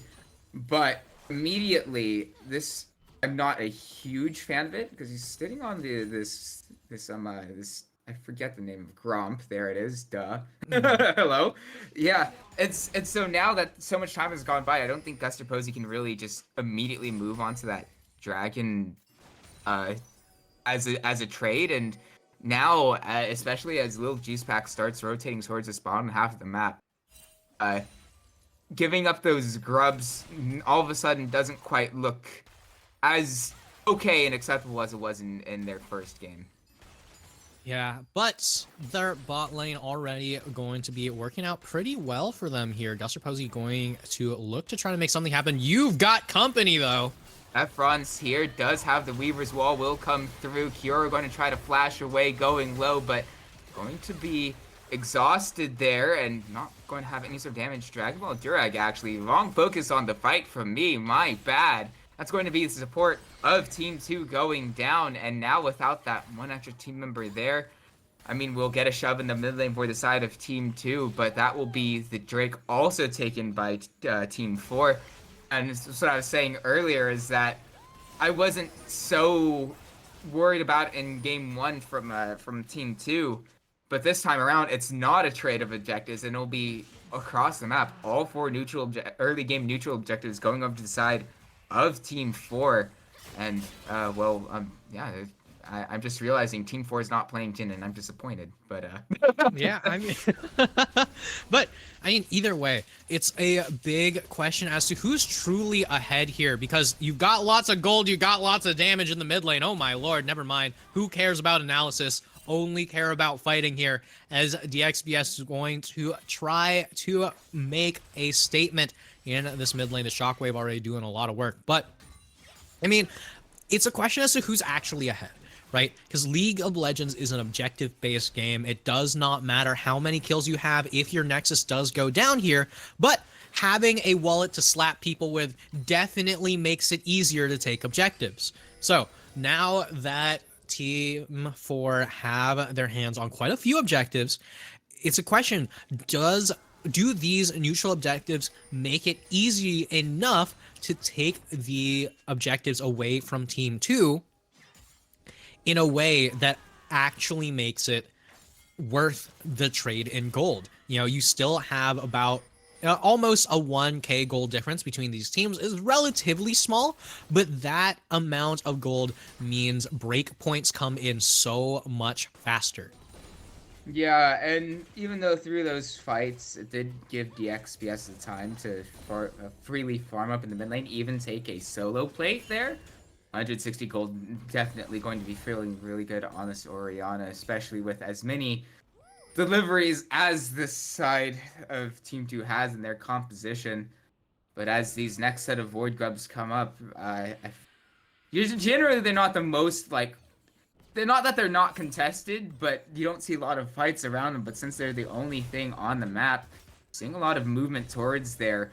Both these teams, both of them not quite wanting to give up anything too early, but now here's the side of Guster Posey going low, but the damage isn't quite enough initially, and Ornhorn comes through. Ornhorn from a mile away won't quite find anybody there. Luke Juice Pack going low, kept alive for now, and actually kept alive for longer as the Renata does old Kimtech Drake or Soul is built into her kit for one person, and it did keep whoever needed to alive for now. And so actually what initially looked like it might be a trade of kills is in fact going to be 1-0 over to the side of T4, which will allow them to take up these Void Grubs. And I don't believe Guster Posey can really do anything about to make it another 6 grub game here for against Team 2, I guess. Yeah, I mean, it's one of those moments where the Renata bailout just does so much work here. So usually when it comes to these objectives, right, your mid lane, your supports are staying with your AD carries for long enough in that bot lane, so that way they can get really close to level 6, right? By the time that those second Void Scrubs spawn, you want to put your support mid lane to get a little bit of soul XP to hit level 6 to make those fights real dang easy. But that's the thing. Some of these supports have been doing a lot of early roaming. So you have the Rel, you have the Renata there, neither of them with access to their ultimate. So you don't have that hostile takeover, you don't have that Magnet Storm, but what you do have is that bailout, which saves Lil Juice Pack, allows them to survive for just long enough that Guster Posey ends up dying to that Void Grub allergy. And this comes just as a separate thing, like brief aside. I don't like casting Viego. Not like people will be like, oh, you know, BS kit with the resets. It's not that. It's the fact that when he slips to another champion, you kind of forget that he does, and he looks different. It's like, oh wait, no, that's not. That's not who it is. Whoa, wait. But that's beside the point. I was thrown off by that in that last fight for a quick second there. But either way, but yeah, as you were saying, there were no ultimates available for that fight, and with the I know you even said it. I've already forgotten. Memory What, zero. bailout? I mean, Yeah, you could go bailout. bailout, you could go fight or die. Like there's you could just say Renata W. There's lots of ways to refer to it. Yeah, But I either know. way, as far as Team 2 is concerned, how they will refer to it is the bane of their existence because it has done so much. It was one bailout play, and all of a sudden they are in so much trouble here, despite having the gold lead. And that was basically going to be my point, is that it is its own miniature ultimate in its own right. Being able to keep somebody alive, even if you don't get the revive off it, or the not really revive, but the don't die off it. Either way, whatever you want to call it. Even if you don't get that, oftentimes it can be a huge factor, especially if it's onto someone like the Talia, to just get that extra damage down and that extra pressure. And so having that available as its own kind of miniature ultimate for that fight, definitely coming up clutch there. That being said, speaking of fights, we just might have one around the Drake real fast. Not going to wait, no, wait, that was in range? I had no idea. Bailout going to try to bail out a little juice pack, not quite finding it in time there onto the kill. Efron though will get one here on the backside of that. Going and getting another kill there. That being said, oh goodness, DXBS doing a ton of damage. DXBS getting yet another kill onto enemy Renata. That, yeah, well, we haven't been able to see a lot of this Orianna in these fights up until now, but clearly that avoidance of, I guess, being a part of the fights has come up clutch for them with the amount of damage that they can deal on this Orianna. Clearly deleting those health bars just, yeah, I mean, where'd they go? Yeah, I mean, we said this right at the very beginning that DXBS on the Orianna or Kiora on that Misfortune are the two major power points for the side of Team 2. Team 4 as a whole need to be doing well, but Team 2 really only need those two champions to be in a good spot here. So now, because of this, right, the shockwaves are doing so much work. The bullet time is something that you just cannot avoid. You got some good trades in the top lane, but there's not even remotely close to lethal here for Gabriel, Leo, or Ryoga, as there's just going to be a continued amount of fighting across this top jungle. What this does get you is that red buff, are these Raptors, maybe even Guster Posey, but oh lord. Yeah, that's a bit ill-advised there. Did have the flash again, but typically I want to see Vaya using that aggressively and not in a way to get out, as Guster Posey does there. That being said, we'll keep him alive just for now, as this Red Tail is taken. Yeah, it does look like they're stepping up to contest it. That being said, with the way these smites have been going, Crashdown coming through. DXBS does get that first kill onto the enemy Ornata. Ordenhorn coming through. Ordenhorn going to find two. And that's going to be Dragon Ball Direct also going low. But in the meantime, Guster Posey does go down to no smite available. Little juice pack a bit too far forward, though. Means neither team going to have access to the smite for this Rift Herald, which actually had yet to be taken. Both teams moving away from that one, trying to find any sort of fight. That being said, all the while, something that does go a bit unnoted there is Dilly completely alone in this bottom lane, going to be able to pick up all that solo XP, all that farm, going to feel really good. It's one of those things as an ADC, you get that moment to yourself, your team doesn't quite give up anything major for you being able to just farm freely down there. That always feels nice as an ADC if you can get that moment. Yeah, it definitely does feel nice to be able to pick up a little bit of extra gold there, but unfortunately not going to be able to pick up the full tower, and there's still a lot more gold on Kiora with that Misfortune fully completed on the Youmuu's Ghost Blade here. Still trying to pick up a little bit more of that lethality. Lethality just does so much damage early on. I still cannot believe the fact that they reverted the armor penetration change, and lethality is just the way it is now. Like, why is it like that? Like, why does it do so much? But either way, that is the question that Dilly's asking right now. You know, why is Dragon Ball Durag like this? Why are they doing so much? I just want to get to the tower. I just want to pick up some minions, some experience. You know, I'm but a simple Zeri. Please let me live. But at the very least, Team 4 are going to be able to pick up the Rift Herald as a response here. Might even be able to pick up that early top tower. Guster Posey going going to try to find damage onto Jackthon. Will eventually get it. Jackthon going low and will tick down. Won't be able to be revived there. Gabriel Leo going low. Juice Pack using the Heartbreaker finds yet another over the top half of the map. So all the while, Dilly perhaps not having the best experience will get at least a trade for that in the top lane. That being said, across the map, that does free up this middle of the map for the side of Team 2 to just run straight through it. Don't believe shit. They might just get this 10 now. No. Wave dies. Not quite. Yeah. Wave dies a little bit too fast, and so do the hopes of getting that inner tower here. Meanwhile, this Rift Herald should be able to help pick up this inner tower very, very nicely. Duster Posey in a good position to make sure that it does not do more than just damage, though. And the enhanced recall from Lil Juice Pack should get them out just in time, making sure that everyone's fine on the side of Team 4 here. So, once again, it is a question.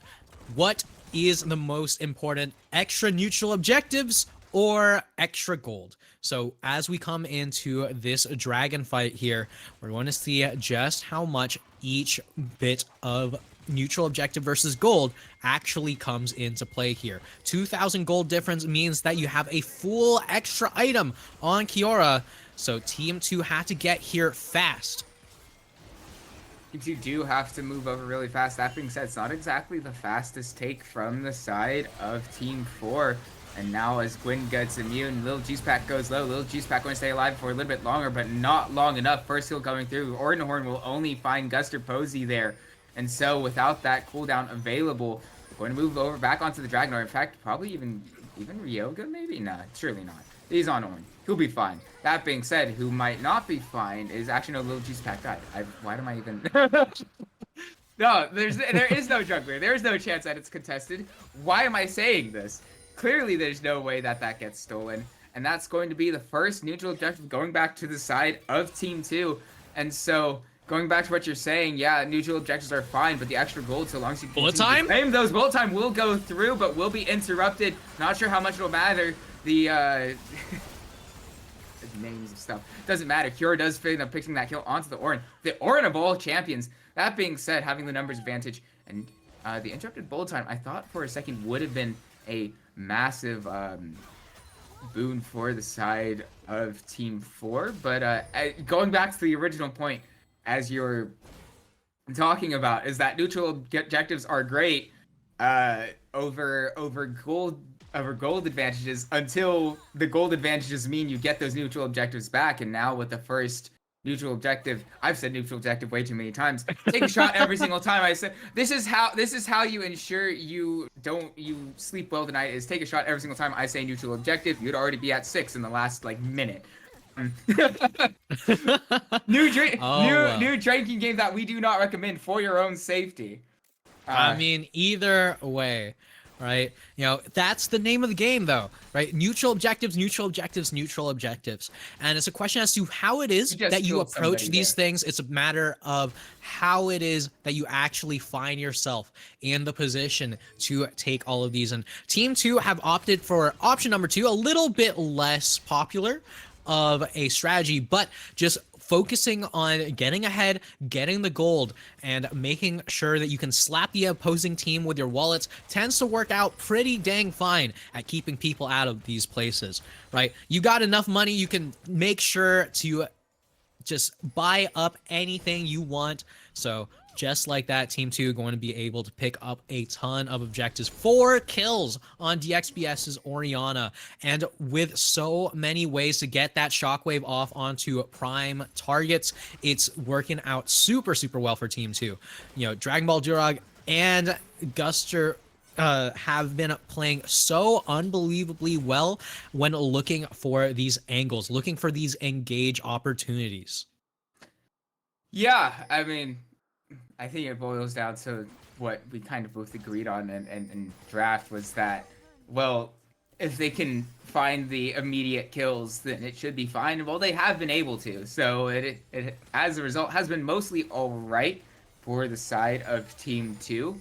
Obviously, you wouldn't want to give up 8 out of the first 9 neutral objectives on the map in the process, but clearly they're more than willing to go this route because overall, it has eventually started to turn around for them. That being said, fair enough. Vision getting cleared.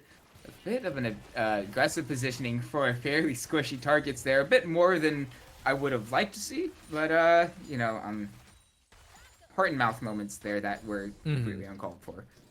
Yeah, I mean, one thing I will also note, right? So we've been talking up players like DXBS, talking up Kiora, right? You know, these players are the focal points of their team's win conditions. But that's not to say that players like Efron aren't doing well, right? That's also 4-0 on the Talia. That's a lot of damage that you can output there. The reason why there's a little difference in the terms of focus here, though, is because of the team's win conditions, right? So Talia, for the side of Team 4, doing well doesn't mean nearly as much as DXBS doing well on the side of Team 2, because Talia's not a hardcore primed win condition. She is a secondary win position. You know, if you're to put this in Dota terms, right, it would be position 2, right? You're not position 1. You're not the primary way for your team to win this. You're there to make sure that your actual win conditions have an opportunity to do more. So much of Team 4 is, hey, you know, we're going to output damage with the Zeri, you know, and then get some resets with the Viego, and the Talia will just continue to output damage that they cannot ignore the entire time through, while also denying any dashes forward. And that's great and all. But Team 2's win condition is, hey, we hit R, we get the shockwave, they die. Which means that if the shockwave does more damage, then their win condition is very, very much in their favor here. So now that this dragon's coming up, we're gonna have to see how things do play out. If they play out the way how things theoretically should work, Team 2 are in such a good spot. I didn't even get to mention that. Wait, hold on. I didn't even get to mention it again. That being said, ultimate's coming through. Kiora gets the first kill as the all-important, but here comes the counter engage. Not going to quite find enough damage to find the kills here early on. Guster Posey going to hop on out of there. Gabriel Leo just going to snip away, perhaps. Actually might be in a little bit of a weird spot. Going to try to find the damage onto Orin. Ryoga going low. Ryoga, that being said, going to be fairly alright as a result. One kill going on to Dilly. Over to that, but this does kind of go back to what I wanted to originally say. Wait, we're not over just here. DXBS, yeah, going to be standing up too far away on their own. Little Juice Pack going to find that one onto the Orianna shutdown, going over to the Viego, and well, that's going to be a lot of gold onto one of those primary win conditions that you were talking about. That I believe is 900 when it popped up. This goes, but ignoring the little hiccup from DXBS. As the thing I want to talk about is that even though it is the hit R to win sort of scenario that we have here from the side of Team 2, a little bit earlier we caught a glimpse at just how much poke that this Misfortune can do with 2.5 items and level 14. Just one little Q that landed its way onto Dilly completely forced them out of any sort of potential fight. We didn't see a fight as a result, unfortunately, but his health bar just evaporated with one ability. And while it's not exactly the most notable thing out of Misfortune's kick, definitely something that can, well, like I said, nullify fights before they even happen. Yeah, and right here picking up that not oh my god, Edge of Night, sorry, on the Misfortune is, I don't know how to feel about it, right? So Edge of Night here does a lot for making sure that Misfortune does not get tagged by something like the bailout and still able to ult through that. But a huge tool for getting rid of this Misfortune ultimate is going to be that Ornhorn, that Call of the Forge God. And that is a 2-hit ultimate, right? It's a huge rough point here. It means that you're going to be able to not only take out the Edge of Night, you're also going to be able to knock up the Misfortune, just cancel that ulti out here. And in the meantime, there's just more and more armor getting picked up by the side of Team 4, while this fight here is looking to make something happen.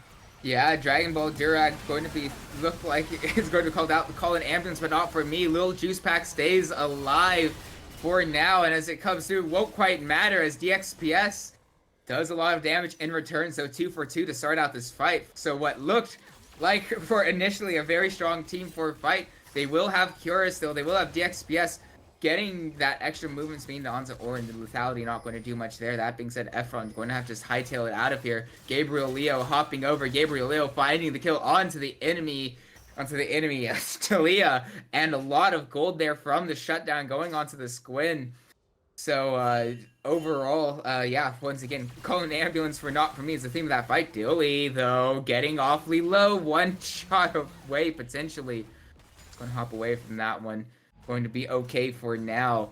But I think, even though at the start of the fight, even though it was 2 for 2, the reality of the situation is that even though it was a trade 2 for 2, it was the players who were lost in that exchange in terms of how much they can continue afterwards. It was extremely Team 2 favorite, and while we saw the results of the, I don't know if it's lack of a respect from the side of Team 4, but nonetheless, whatever it was, Jackthon now going to go low. Dragon Ball Durag going to feel really bad, not going to land that crash down, going over the wall.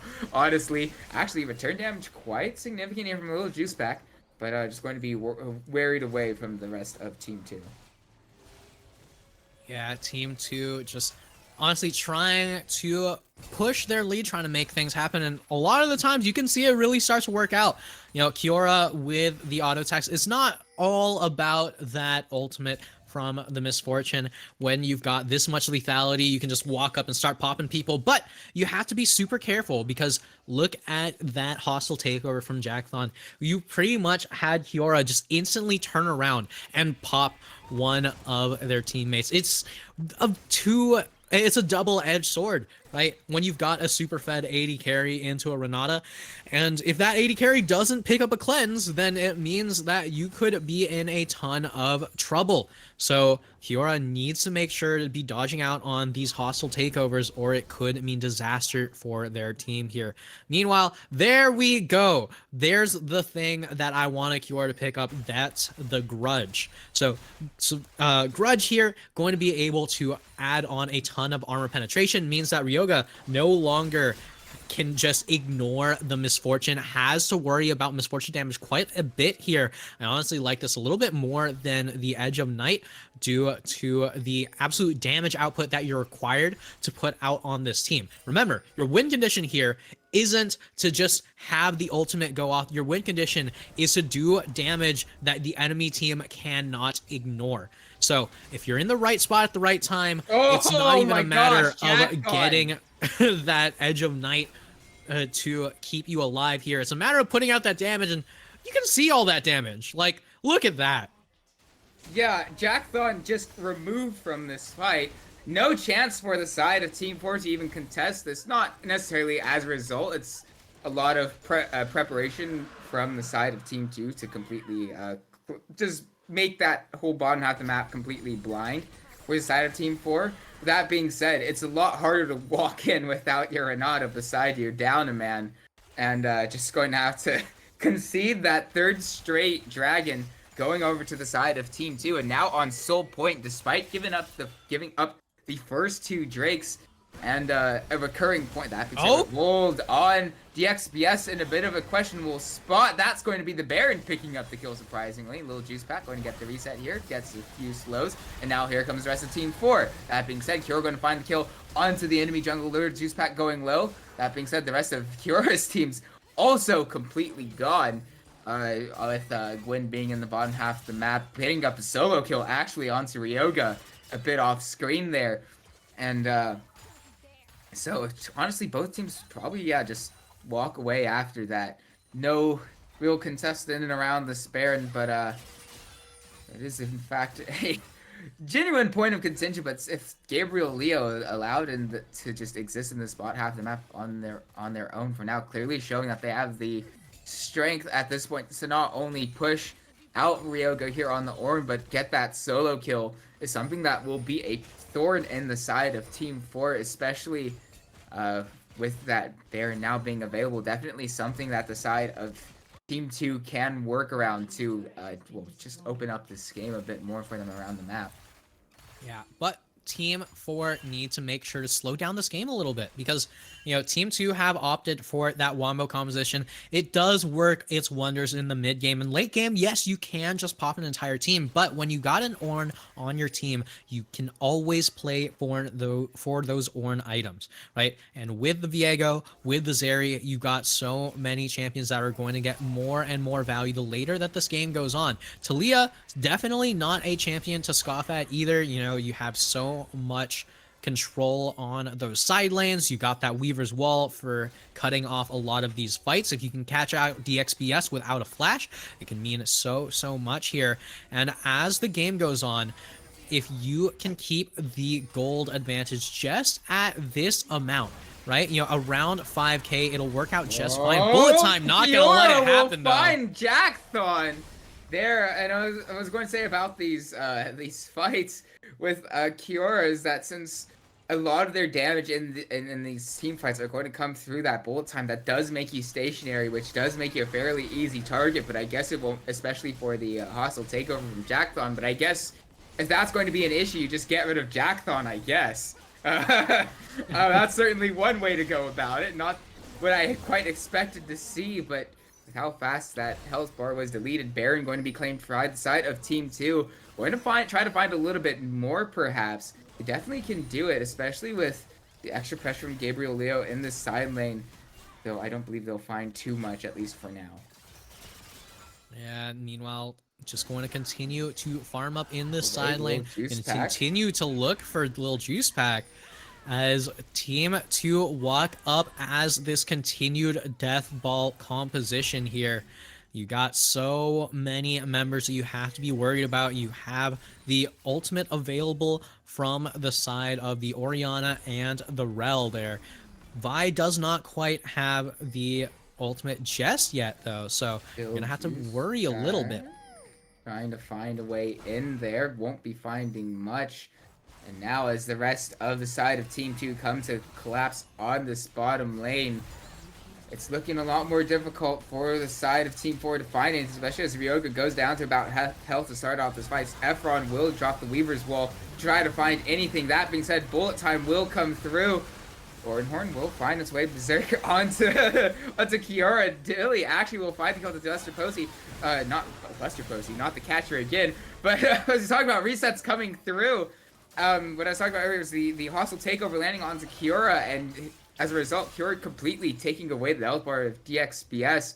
Going to have to pop that lifeline passive on side of DXBS as a result, which then again, as I was saying earlier, the counter ability, the counter engage from the side of Team 4 coming through and fairly clutch in that last fight.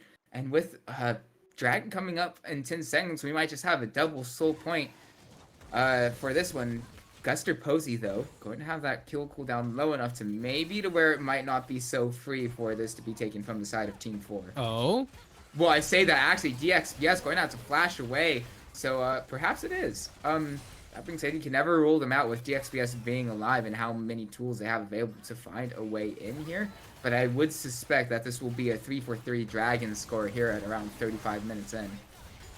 Yeah, this Dragon is melting like butter, but right now this escapes smooth like it. If Gabriel Leo can't do anything about it, you don't want to really be running directly in as the Gwen, but Mr. Posey definitely wants to make something happen. We'll try to find that one. No minefield available from the side of Team 4, and now as Guster Posey goes in, that being said, Jackthon will find the reset on his life, stays alive. That being said, with his health bars so low, and with DXBS and Kiora still alive, even though it is a slight numbers advantage over to the side of Team 4, these health bars and the team members of the side of Team 2 will force them to return even with those, with the extra members on their team. But I don't believe that Team 2 should be able to get much else from that other than just the disengage of that fight. Yeah, meanwhile, in this game, you're going to look at these item breakpoints here, and that's the big issue with Misfortune, right? So you're playing that first strike Misfortune, you're picking up a ton of that lethality, and that always feels great. You do a ton of damage early on, but these lethality items are very cheap, right?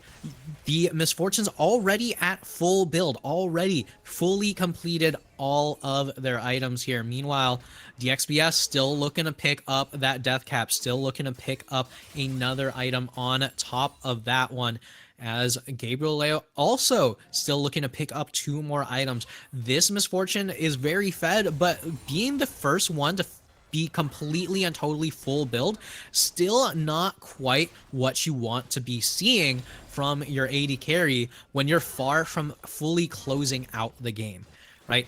So, let's say this was crit, then you can still continue all of that strength here, but maybe you don't quite get as many kills. Who knows? It's both a blessing and a curse, but in the meantime, Yoga on that Ornn is still picking up more experience, picking up more opportunities to upgrade the team's items here. So I think with 2 more ornaments should be able to pretty closely even out the gold discrepancies between the teams. Well, at 40 minutes, there's really not much between these two teams in terms of gold. Obviously, it is nicer to have a 5k gold advantage. But I don't think it's definitely not negligible in terms of the extra gold that the side of Team 2 does have available to them.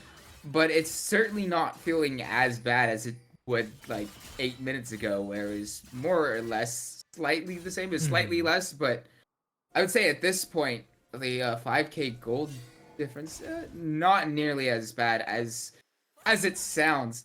Not as bad as it could be. Yeah, especially as you mentioned. That being said, the juice pack will fill that 5k gold difference maybe early on. Kiora going to pick up that kill. Hostile takeover, not really going to find anyone that she would want to see it land on, and now Jackthon going to admittedly just be rocked off by his own team's Weaver's Wall.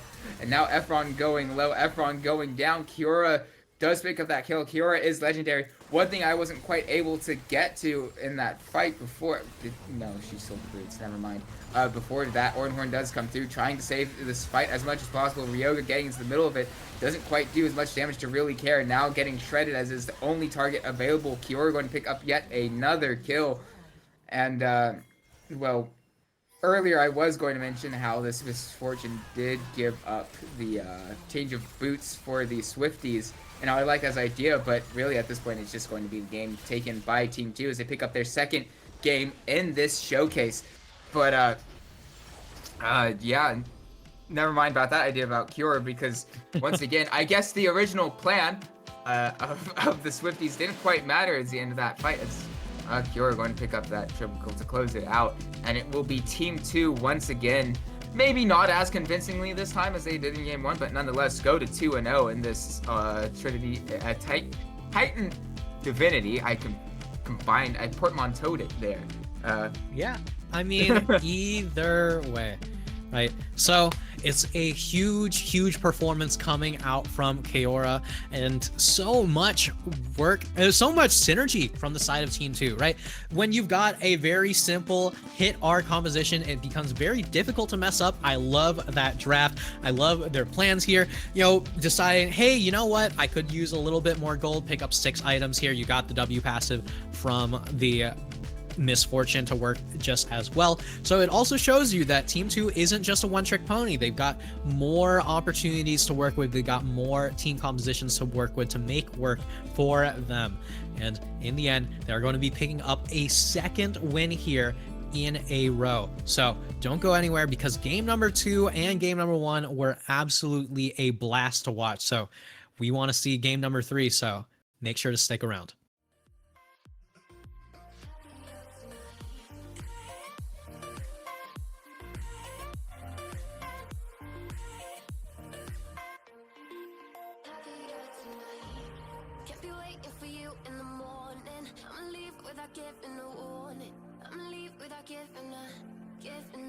But every time we say goodbye,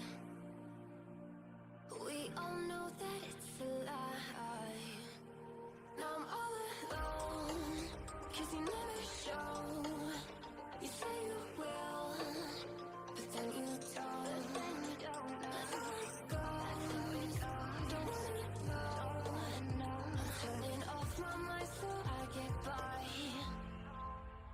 just wanna be happy, happy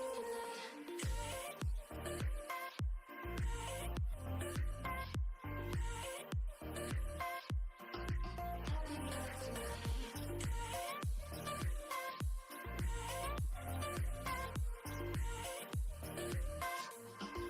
Happier tonight. Been waiting for you in the morning. I'ma leave without giving a warning. I'ma leave without giving a so as we time say goodbye. We all know that I just wanna be happy.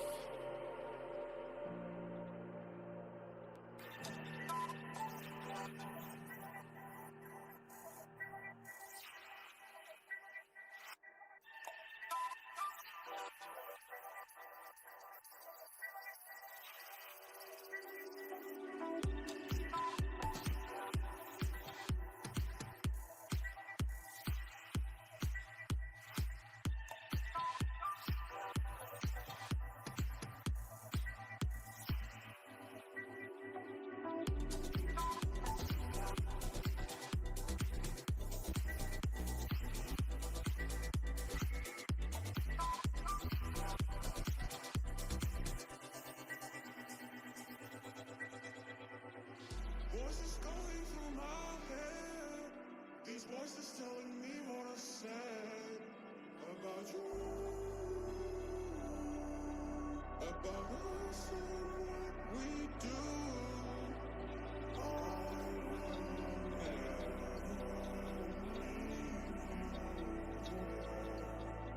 I will get your heart somewhere.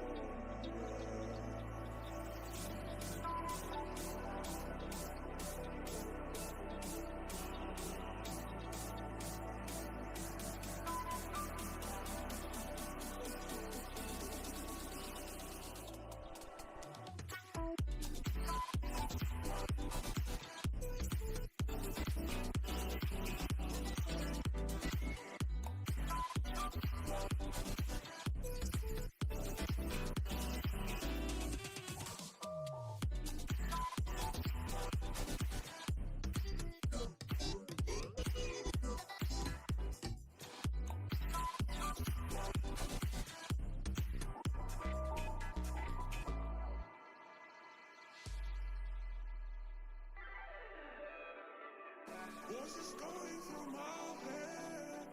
These voices telling me what I said about you, about us and what we do.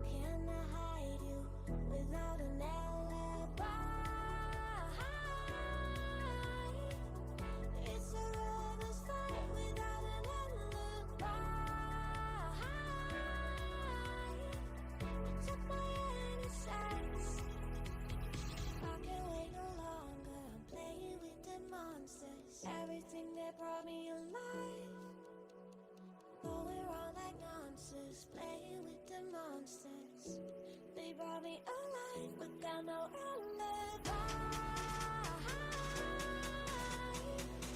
It's a lover's fight without an alibi. Took my hands without an alibi.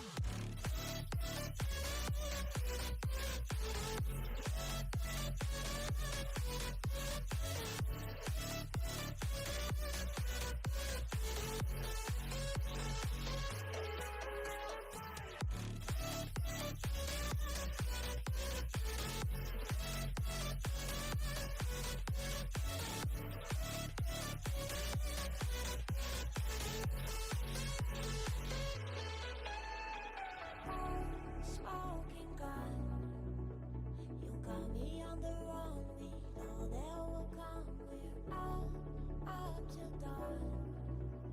But how can I hide it without an alibi? It's a lover's fight without an alibi. Took my hands. I can't wait no longer. I'm playing with the monsters. Everything that brought me alive. Oh, we're all like monsters, playing with the monsters. They brought me alive, but got no alibi. It's a lover's fight without an alibi. Took my hands without an alibi.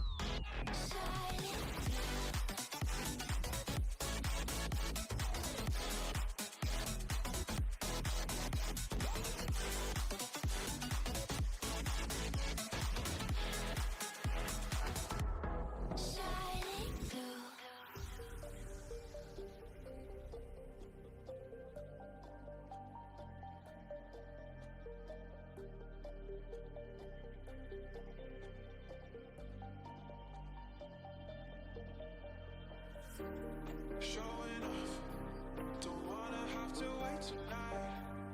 Wait tonight. Better off, I'm gonna find my way tonight. Wait tonight. Won't you talk to me? I wanna heal your sorrow. Won't you talk to me? We'll make a new tomorrow. Won't you talk to me?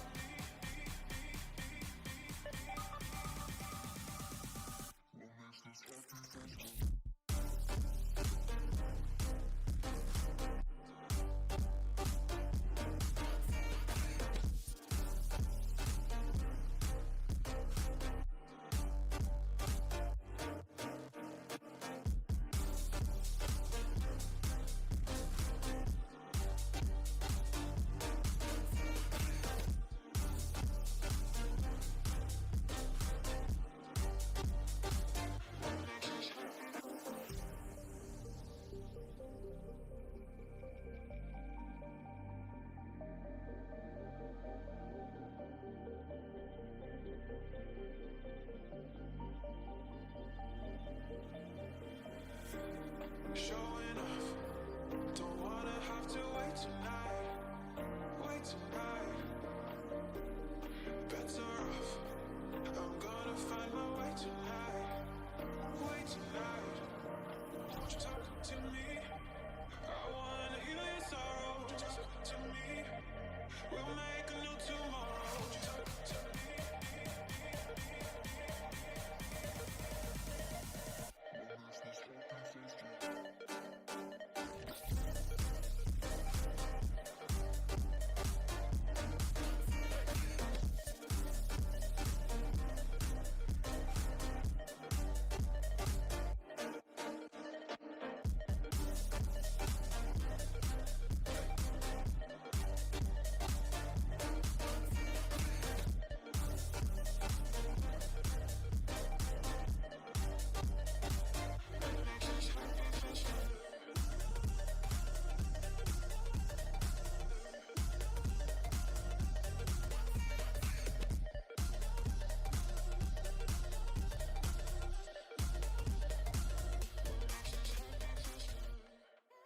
And welcome to the third game here in the Titan Divinity All Pro Showcase. I'm Isaac. Alongside me is on Ty, as I've been told. I've been saying it incorrectly this whole time.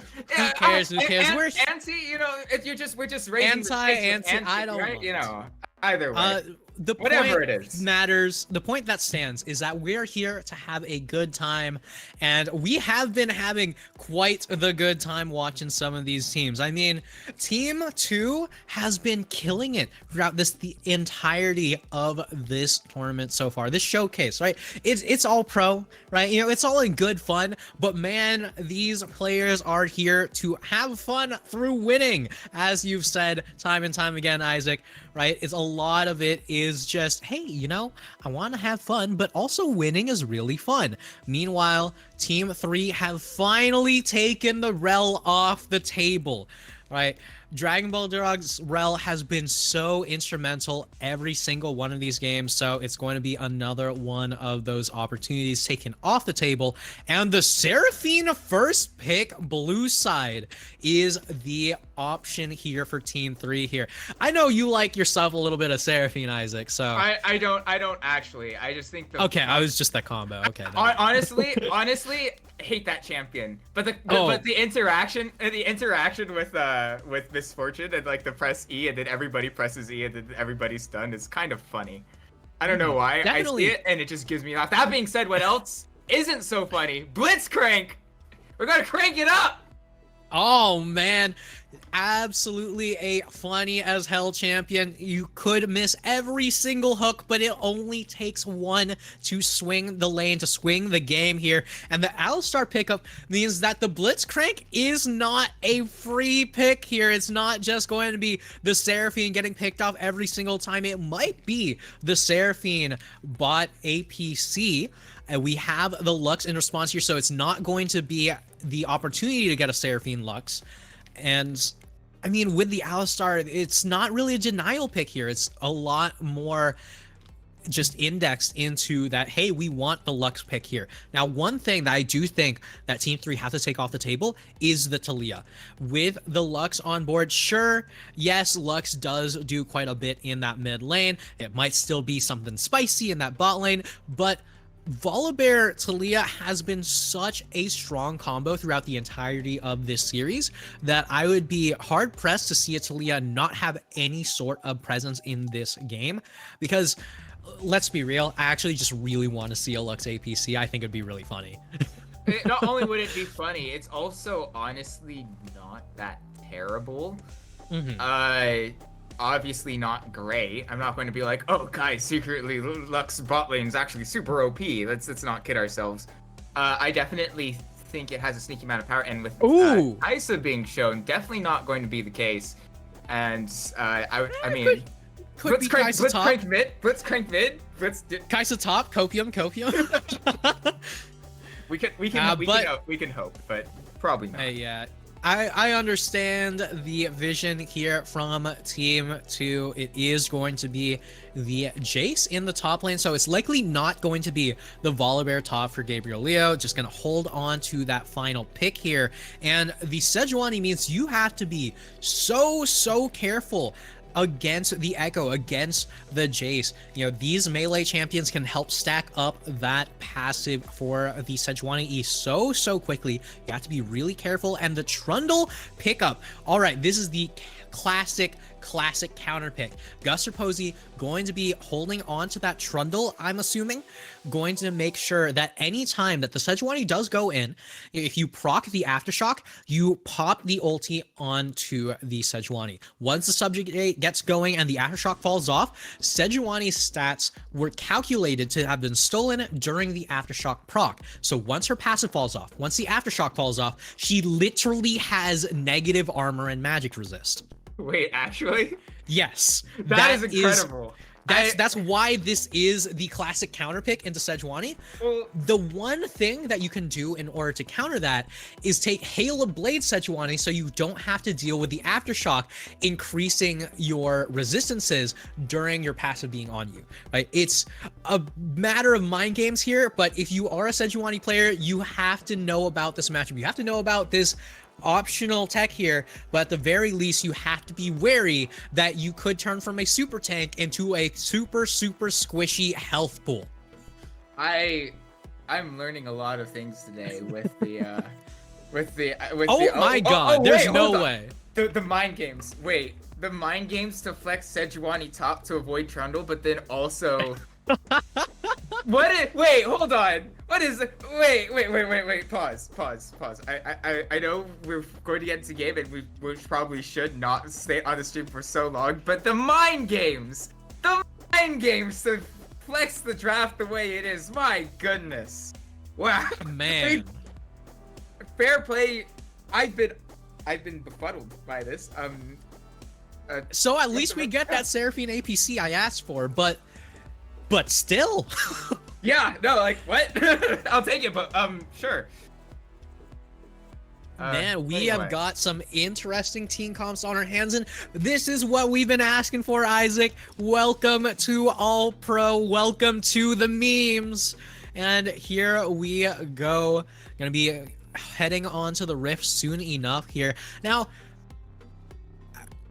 yeah, as far as these compositions do go, the Lux and Jace matchup in that mid lane, probably the most normal thing we're going to be seeing in this game. So Sejuani top has been a thing for a long time. Like, it was a thing long ago. It was a thing when they first reworked her. It had some resurgence a few seasons back. I am pretty interested to see whether or not the Sejuani actually takes flash or not. Right? Because a lot of Sejuani top would take teleport ignite because you have so little cooldown on your Q that you usually are just able to Q away in the case of any sort of ganks. Right? But into Trundle, who does have the pillar, who can cancel out that dash, you might want to be picking up that flash. You're not necessarily in the best of positions to get any sort of kills. But if you don't have ignite, it's literally impossible to kill, maybe even with the jungler there. So it's a big question mark in this top lane. Yeah, I mean, that just about covers it in all honesty. But another thing that we haven't seen in quite some time is Echo in the jungle as well. Um, Ooh. I know how it's supposed to work. I just haven't seen it in so long. It's like, does it actually work though? Right? It's So like, okay, I know you're supposed to drop in the W and the shield and the stun, and then like counter it that way. Especially if you have Sejuani or Alistar can stop to start it out that way as like a secondary form of CC and also a nice shield for yourself. But it, I haven't seen this done in so long that I don't know if you have any insight into that. I mean, what I will say, right? So a lot of the Echo jungle that you do see in your solo queue games as you climb up the ladder is usually either the Echo one tricks, who are super ultra hard stuck and can't do anything with the champion that's been given to them, or they are the Smurf Echoes, who are just going to absolutely take over the entirety of the game. So a lot of the times they'll be taking things like Dark Harvest, and they'll be building the Nashor's Tooth. They're going to be going straight on in, get a ton of autos off. And I will say, into this kind of a team composition, you really don't want to be in melee range for very long. This is a Trundle, this is a Volibear. These are champions where if you get up close to them, you're going to get locked down really hard, and maybe you do get your ult off. Maybe it works out, but it's all about being in the right place at the right time and having the setup to make that gank work. The Alistar Seraphine lane has a beautiful amount of setup. The Sejuani Echo double gank works out just fine as well. You've got the Glacial Prison and to the stun into the Glacial Prison into the Echo stun, right? I mean, top and bot lane are definitely some places you're going to be looking at. Mid lane, I think, might as well be an island unless Lux's flash is down. Yeah, well, yeah. But you could also alternatively force that flash down to make it not an island. I think there's a lot of pressure that can come through with Jace being able to be both the ranged and melee champion if that comes through. But alternatively, one thing I do like about this is Blitzcrank, and I know his intro I guess line isn't this, but I really wish it was fired up and ready to smurf. I really wish it was. It's like, let me believe that that's what it is, because oh yeah.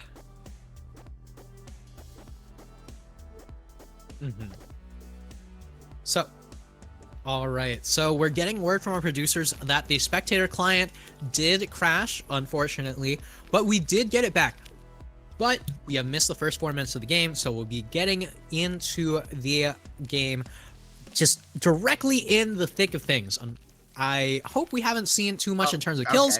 Okay. As so you say that, we have. as you say that. All right. So what have we here? We have the kills on the top side, exactly where I said, right? Where Echo is going to have an opportunity to get those ganks off, and Gutser Posey knows that exactly here. And no flash on the Sejuani. There's the flash from the Volibear, and yeah, it one flash for one flash. You don't walk that way around the pillar. What in the world are you doing, man? I think that might have just, honestly, I think that might have just been a pathing issue. Sometimes you can run into that. With the pillar there and the minions there, sometimes the game just can't figure out how to move your model through the two of them. And so it just walks you around. Which at that point, that's when you have to click closer to your champion to make sure that it walks exactly where you want it to walk. But anyway, good trades from the Sejuani here. Has the opportunity to look for lethal on this Trundle. The wave is in a pretty dang awful spot for the Trundle here. You have to pick up the wave, but Sejuani's going to be able to get so much poke on you if you walk up. You mean just like this? Gabriel Leo will find the pillar, though. Vino under the tower will go down, but all the while moving over to the dragon fight. DXBS will get a kill on the Lux, as well as the counter from Illicit Raven coming through, I believe, if I saw correctly.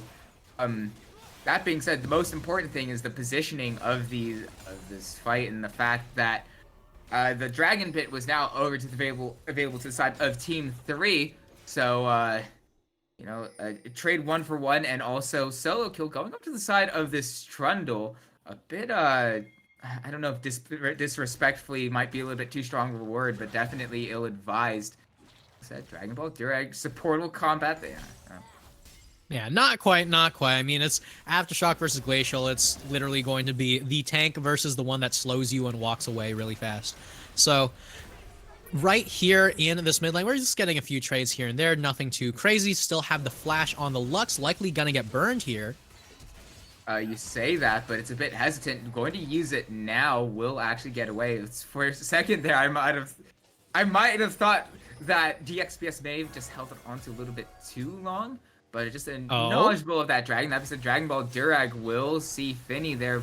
Guts the rocket grab, pulls Finny back. One more auto attack from Cure will find the kill onto the enemy bot laner, we'll say. Not necessarily an ADC, despite the positioning on the top to bot there.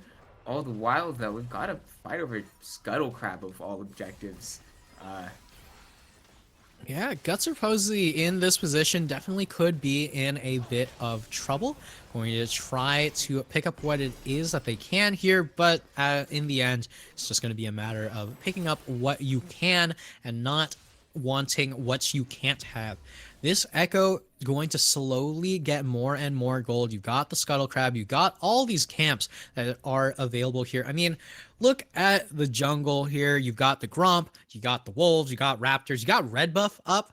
Right, Nightmare just has so much that they're able to pick up here. You don't really want to just focus so heavily on the Scuttle Crabs alone, as Guts Repose is just going to continue on this farming path from the Volibear. As long as you can get up to your first item as Volley, you are doing just fine. Your ultimate allows you to turn off the towers. You can just walk everyone bot lane and make their life a living hell. I mean, look at how squishy that Seraphine is. We've already seen just how things have worked out here. Meanwhile, in the top lane, Gabriel Leo with the Vampiric Scepter. I actually really like this pick up from the Trundle here. It means that there's not much that Vino can do, because even any of the good trades eventually gets healed up by the Trundle, especially with that W means that you can just get so much healing. Like, look at this, can't be slowed, but neither can this Trundle's momentum. Yeah, that being said, I have to imagine that for the most part, it'll be pretty much a wet noodle fight between these two, so long as it stays a 1v1. That being said, that's only so long as it stays a 1v1. Gabriel Leo going low, won't quite go down, stays alive, gets that kill as well onto the enemy top laner through that gank. So an 0-3 Sejuani is the result of that. But as we move over to the rest of this fight, the rest of the map, there's honestly, it's just a really good gank, because where else on the map, other than a few camps from the side of Nightmare getting picked up, what else can they really do to, well, I guess respond to that gank? Yeah, meanwhile, Kiora could be in a little bit of trouble here. Great zoning from Dragon Ball Durag. Oh my god, what a hook. Yeah, gonna make sure that Nightmare not too happy about that one. Sometimes you mess with the dreams of the wrong person. And Guster Posey right now just absolutely unaware, not looking to make anything happen here. Just walking down as the Volibear onto the cow. Though. Yeah, we'll find the cow. Perhaps we're going to have a few burgers tonight. Should be relatively okay, but with no ultimate available to that Alistar, going to take half the health bar of damage before getting away. So it will result in a full reset here from the bottom half of the map from Team 3. But surprisingly, throughout all of that, despite what we've seen in games 1 and 2, we have grubs for Team 2. Wait, hold on. Oh my god. That is going to be a completely unCC'd final spark from DXPS. Incredible stuff there. Bit surprising there. And actually, speaking of grubs, it might actually be 6 grubs for Team 2. What world are we living in? I don't. Oh my lord. Just like that, Guster has finally gotten over their allergy to grubs. Going to be munching those grubs up the same way that they munched up Khabib in that mid lane. Meanwhile, Gabriel Leo just going to be able to get a lot of autos off here, but not going to commit too hard. You know, you got to be careful about the Echo Stun, we're sending everybody up here. Oh, we're lord. sending everyone. Dragon Ball Durag won't find Nightmare just yet. That being said, Nightmare goes low. Nightmare goes down before he can ulti with the just being snared up there. That being said, Guster Posey also down, so no junglers on either side. Encore finds one onto Dragon Ball Durag. That being said, Vino will find his way onto DXPS without any sort of contest, and that will be Kobita picking up the kill and apparently a shutdown onto the enemy mid laner.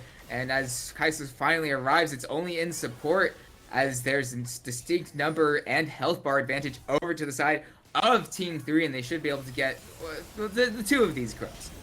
Okay, so we are not living in a fantasy world. There is no 6 Void Grubs for Team 2. Team 2 picking up 4 Void Grubs is already a huge change from what we saw before, though. So right here, we see just why not everyone likes to fight for these Void Grubs. There's so much death, so much power between these teams. They just kind of throw themselves directly at each other. Nightmare still looking for Dragon Ball Durag, but in the meantime, just gonna look to try to pick up this dragon as much as possible here. Nightmare could be in a little bit of trouble. Yeah, and will come through, and that's actually going to be the Blitzcrank getting the Drake. I mean, okay. I guess if you, in the end, it is Team 2 claiming that Drake, so I guess all is well that ends well, but typically you don't expect seeing Blitzcrank as the portrait to claim that. Absolutely not. Wait, hold on a second. Even with that ultimate, right? I mean, it was a silence, but it doesn't necessarily take out the ability to smite. You can smite through silence, like that doesn't matter, right? Unless you're suppressed, you're totally fine there. It's just a matter of getting the damage off right at the right time. And this top lane was looking honestly pretty dang nice for Vino, and all of a sudden Gabriel Leo has just gotten so much off of those untimely deaths that it has just become almost unplayable for the Sejuani. Now, once this Rod of Ages is picked up, you're going to be seeing a little bit less struggle from the Sejuani here, but we're seeing a lot of Team 3 players coming on up here. This could be rough. Yeah, it could become very rough very quickly. That being said, Vino goes slowly enough, and with how many people are here, surely it'll be Gabriel Leo trying to find the return kill, and does get the trade of kills in the 3v1, which is really all you can ask for there. Now here comes Guster Posey and Dragon Ball Durag to try to find a little bit more out of that one. Not going to find the hook there, and so we'll just turn away from that. But still, Gabriel Leo, through the mess, through the gank, through the 3v1, finds his enemy laner, which is, like, again, all you can really ask for in that situation. That being said, Death Bush, here comes Guster Posey. Kobita goes low. Kobita goes not quite down just yet. Finally, I'm going to assume that was the Ignite that ends up taking that kill. And now, continuing forward, the ult coming through from Kiora will be able to get him within that range and find the kill and probably the Rift Herald, I would imagine. That being said, Vino and Illicit Raven still full health now as a result, and so yeah, those health bars are way too low to find anything now. Not going to find full vision to target either of those members in the bush there from the scanner, but yeah. So one thing I really want to check right now. So can we check Kiora's leveling on the abilities, right? If we can just see the Kai'Sa abilities, this should be a maxed leveled W if this is done completely properly.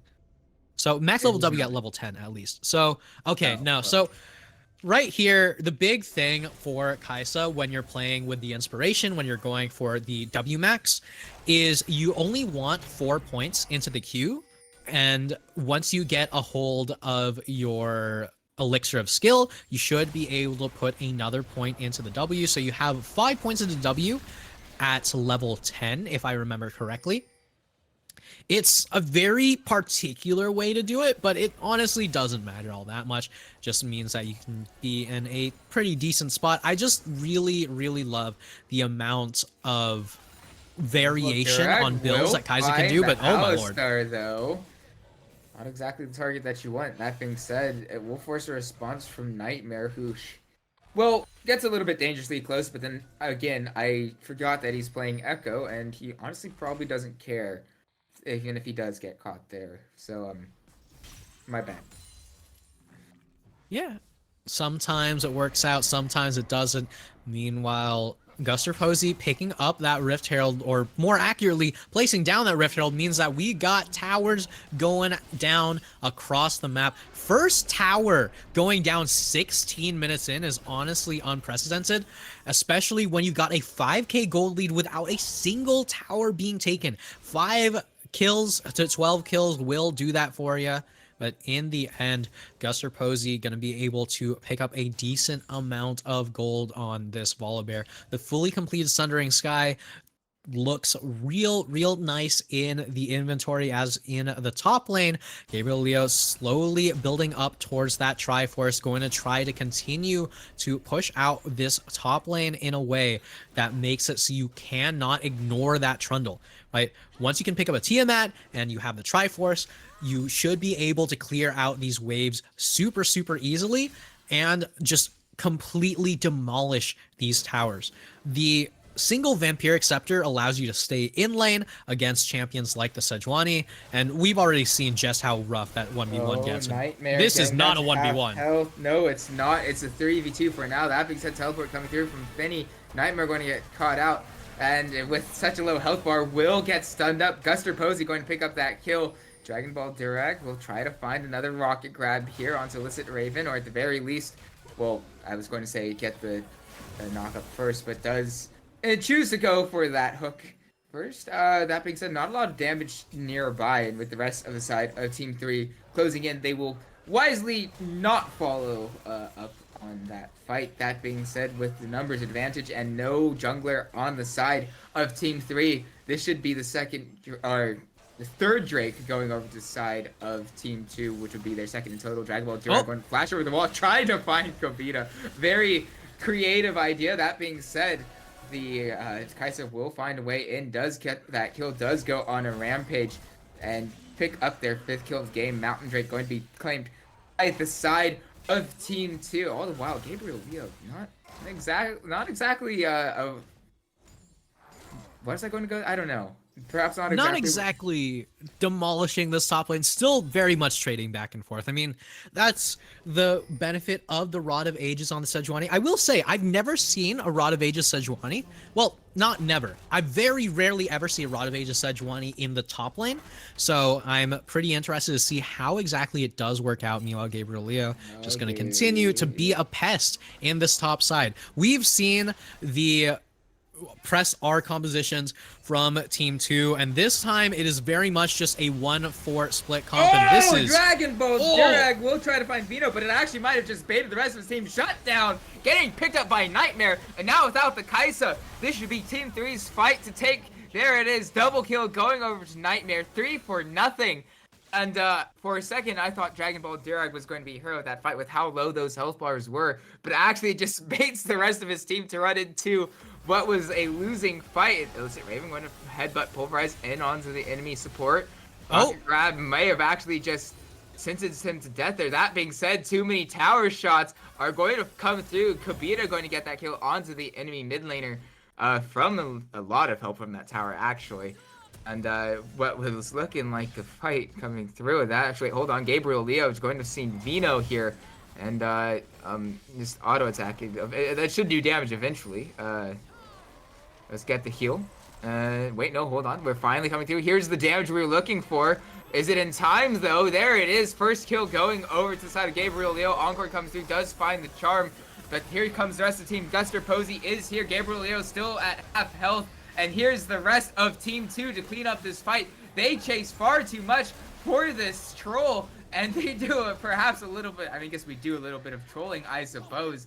And that'll be Gabriel Leo picking up one more Dragon Ball Durag to clean up this fight. Nightmare going to give himself a shield. And actually that gives time for Kobita, and Dragon Ball Durag's way too far from the rest of his team. That being said, Nightmare, what are you doing there? You're already so low health. The fight's already won. There's no real reason to go back in on that. And it will be a trade of kills for Dragon Ball Durag.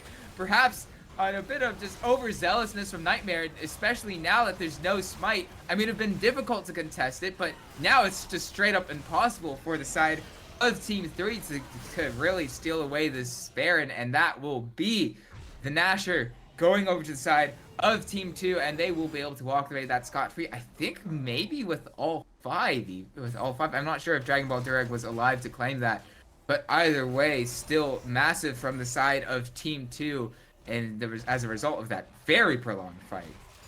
Yeah, and all of that, Isaac, started from a single misstep, a single bit of false security where Team 3 said, hey, we can totally kill off this Trundle. We should be fine here. Meanwhile, I think they can finally do it. Leo does finally go down. Does take that top lane tier 1 turret at the very least. Shut down going over to the side of Team 3. So a lot of gold back in their pockets there to try to turn this one around, but at what cost? Because now in the mid lane, you really can't defend this.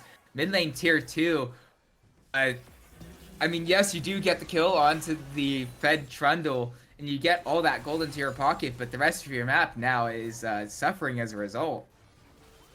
Yeah, and it's that false security that we were talking about. So for Team 3, oh my god. DXBS going low. DXBS having himself a full sense of security. Getting claimed there by the 3 members. Kobita still, you cannot scoff at Kobita's potential damage if you just allow Jace to walk up like that and do Jace things. Hold on, Guster Posey, I don't think you want to be here for now. I mean, Big set, Kiora finding the snipe onto Finny. No bodies there in front of the Seraphine. Will find that kill on the back end of it. So yeah. At this point, the false sense of security kind of lies on the cast, because every single time I open my mouth, Team 2 is like, hey, stop that. And then Team 3 also says, hey, stop that. The one thing these two teams have in common is not liking analysis, it seems, because every single time we can breathe, they're looking to make something happen. And honestly, I don't hate it, right? You're playing with a composition that does not scale nearly as well. You have to make something happen. You have to get that death ball rolling. The Seraphine will only get so strong. The Jace, yes, does a lot of damage, but will not ever be able to match a late game AD carry, is what you would think. But Kaora's playing that AP Kai'Sa, right? Which, don't get me wrong, I love me some AP Kai'Sa. It doesn't scale nearly as well as a standard AD carry Kai'Sa. Meanwhile, in this top lane, that's where their main source of AD damage is. Gabriel Leo just going to continue to run them all the way around the map while this dragon goes down yet again. Team 3 in a tough pickle here. Need to make something happen in order to get their way back into this game. I think Gabriel Leo's really their only actual option to make it work. So right here, you're seeing them go straight in onto this Trundle. Yeah, you're saying they will find 4 members onto Gabriel Leo, but he's running away, and the rest of his team is nearby. Now all 5 members here trying to find that troll. Does finally take him down, but it costs all 5 members. And that just gives the side of Team 2 just free reign to, well, free hit on this bottom lane tower. I should imagine that should go down soon. Guster Posey flashing in, though, trying to find Kobita, who, as a result, will respond by flashing away over that wall there. Will feel okay, but without any sort of damage getting returned. Despite the numbers advantage, it is going to be largely Team 2 favored at the start of this fight. Guster Posey trying to find a little bit more, perhaps a little bit more than he really should do. But that being said, all this time, all the while, in the bottom lane, you don't exactly think Lux is the best split pusher, but that is going to be the inhibitor tower getting picked up in a side lane on their own from DXBS. Split pushing Lux is apparently the new flavor of the game, I suppose. In the end, the name of the game is... It is going to be Kiora found out and claimed, but once again, Gabriel Leo just in a side lane, not going to care. Probably going to go down, but so long as they take the inhibitor... What? No, wait. Surely it goes down. Surely it goes down. But speaking of going down, Guster Posey picks up Nightmare in the jungle over here. That's not your jungle anymore. And look at that inhibitor health. That, As we've said wait, hold so on. many Dragon Ball times. Durag does find Sejuani, but I don't know if that's exactly all that advised here. DXBS will find the lineup, though. Will find 2 at the final spark, and that will be Vino going down just before Finny can arrive. And so that will be a kill.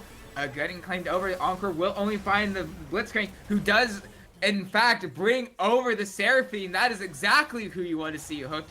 That is exactly who you want to see comboed up with DXVS. Even without that final spark, does get the kill onto the enemy bot laner. And so this very split up fight. Can we even call it a single fight at this point, No. Anti? Like I said, the only thing that is consistent in this game is how much these teams are fighting. This is looking like 2015 LPL at this point, because these teams are just throwing themselves at each other. And don't get me wrong, I enjoy it quite a bit, but I'm starting to feel a little bit concerned for Isaac's throat health at this point, because look at that, we're 26 minutes in. We are at 37 kills. Like, what in the world is wrong with you people? Just breathe. I'm sorry, but I can't. See, the thing is, as the play-by-play caster, you do all your breathing in advance. I mean, that's absolutely what the breathing exercises, technically, that's what those are for. Don't let anybody say otherwise. You breathe in advance so that you don't breathe during the games. I'm surviving on oxygen from, like, 2 hours ago. Trust me, that's exactly how that works. Don't ask a doctor. Speaking of how that works, though, Gabriel Leo will drag 2 members over to his half of the map. That being said, he has enough auto attack. Does he find the kill? Ooh. Not quite onto Vito, though. That's scarily low. And all the while, that does strip a bit of map. I would have liked to see perhaps a little bit more movement towards that Baron as soon as you see 2 members from the side of Team 3 moving down there. And it will be a flash away from Nightmare, though. So we'll still somewhat have a way in on the Echo if they do have vision. That being said, okay, what? Hold on, Kiora's damage with enough with just the passive and the Void Seeker there, finding its mark, finding the, well, I guess consumption of those marks, getting that kill with only 2 abilities from DXBS and Kiora, finding another one here. We'll get that cooldown reset. I mean, and it's it definitely Kiora makes once sense. Again. Ooh, it definitely makes sense because every single one of these passive procs should be doing around 1,000 damage from Kiora at this point. So right here, you can see they're looking for a death push. They know they don't quite have the DPS, but what they do have is a Sejuani. They do have Sejuani, but with this team in close proximity, they will get the kill, but it will be Kiora getting away for now. And since Kiora has gotten away, we'll have these more Void Seekers finding their marks. Finny is within lethal if the mark can find. Yes, it is. Void Seeker, very apt name for Kai'Sa's W right now. 2 right there with a shortened cooldown on the Evolve means that you really can't run away from that at all. And that will be yet another kill going over to side Kiora. 9-2-4 on this Kai'Sa so far. And that's before this recall and is able to reset. So, I mean, critically on those 3 items, but yeah. And as if to add insult to injury, it is the Mountain Soul going to be going over to Team 2. Nightmare's not even going to try to contest this. This is so unbelievably unfortunate for Team 3 here. You're seeing a complete split on 2 sides of the map. Here comes Nightmare, though, finds its way in, cannot find the steal. Should probably have a way out, but takes too long to get the way out. Boy. Rooted up there, does find that kill, does take a little bit too long, so all the while that does mean it does delay Gabriel Leo moving over to this Baron, but now you don't have a jungler for the next 40 seconds, and so I'd imagine that the side of Team 2 just runs their way over to there right now and should be able to pick that up without really any sort of trouble. Yeah, might be team number 2, but looking like a number 1 on the Rift here, as a fully completed Mountain Soul means that this Baron is not only going to be going down pretty easily, it's going to be going down pretty healthily, right? As Gabriel Leo, the number 1 DPS unit on this team, going to be able to find his way over here. Dragon Ball Durag does find the Alistar on the pole, so this is not going to go down without a fight, but without a jungler, it might be a bit difficult. Vino trying to find a way in. It's still alive. Smite will be enough to claim it. Vino now just left out to dry, but understandably so. It was a valiant effort from the top laner of Team 3, but now here comes the rest of the fight. Finny going to flash away, but it won't be enough. Eventually, that's the not ADC going down there, and now with 2 members down on the side of Team 3, and Nightmare getting grabbed. That should be the game. I was about to say that just might be the game, but now with 3 members down and a Baron, this honestly, I'd say should be the game. Yeah, we're looking to see what it is that Team 2 decides on right here. Right now, it seems to just be throw everything into the mid lane, bring out the true NA Agram. Oh, goodness. And there we are. It's going to be Team 2. It hasn't dropped a single game just yet, and right now not looking to make any changes. That being said, you do say that, but the recall from Kiora does split up the team a little bit here. And so now there's not all the members alive. Gabriel Leo finally going down, so at least there is 1 kill in return.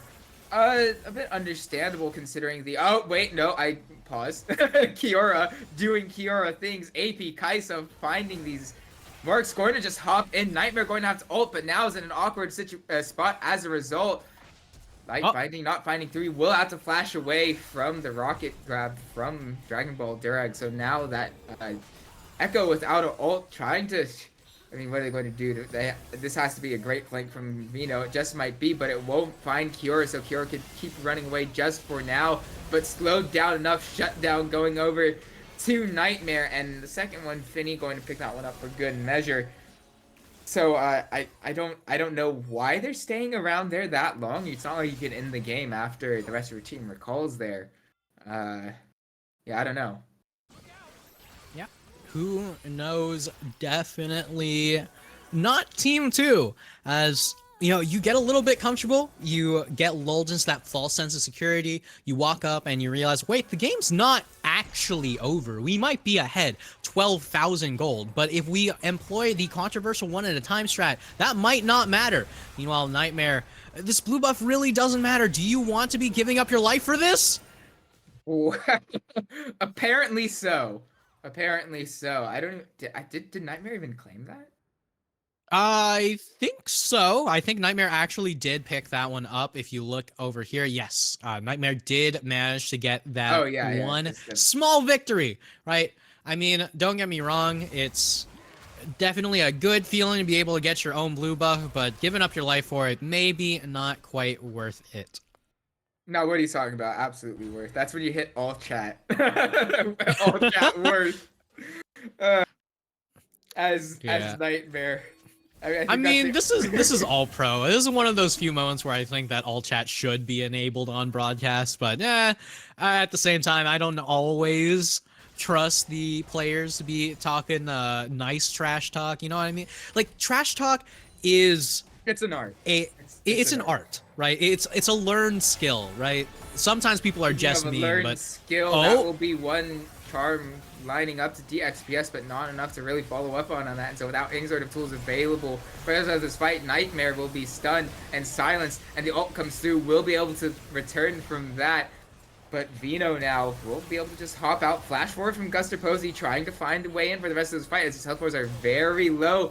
The hook will find its way onto Illicit Raven. Flash away. Ulti now. No more tower. Illicit Raven going down. Kiora on the side will find Vino with that final auto attack. Crypto Bloom getting a bit of a heal there as well, keeping that Kaisa healthy. And all the while, oh my God, we were saying this. We didn't even realize this. It wasn't the focus, but it should have been. Gabriel Leo is just ending the game. Teleport in DXPS. Teleport final spark. Not exactly the combination we're very used to seeing, but it works either way.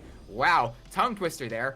And it will be all 3 games of this round robin getting picked up by Team 2. Team 2 gonna come out on top here with a beautiful amount of coordination for a team that, as far as I'm concerned, looks like these players have been playing with each other for a long time. Either way, all pro going to be super fun to watch as we continue here. Is this the last game of the day? I'm not 100% certain. I'm not. Okay, so with this, I do believe that Team 2 will be playing once more against the second place team in the round robin standings. So we'll have to see just how things do develop here. But Team 2 is looking pretty dang unstoppable. Well, yeah, I mean, through the round robin, they've won all 3 games, so that's the kind of definition of it. But semantics aside, we will send it to a break, but when we come back, we will have the final game of the day between Team 2 and whoever ends up being the second seed. So yeah, don't go anywhere. We'll see you then.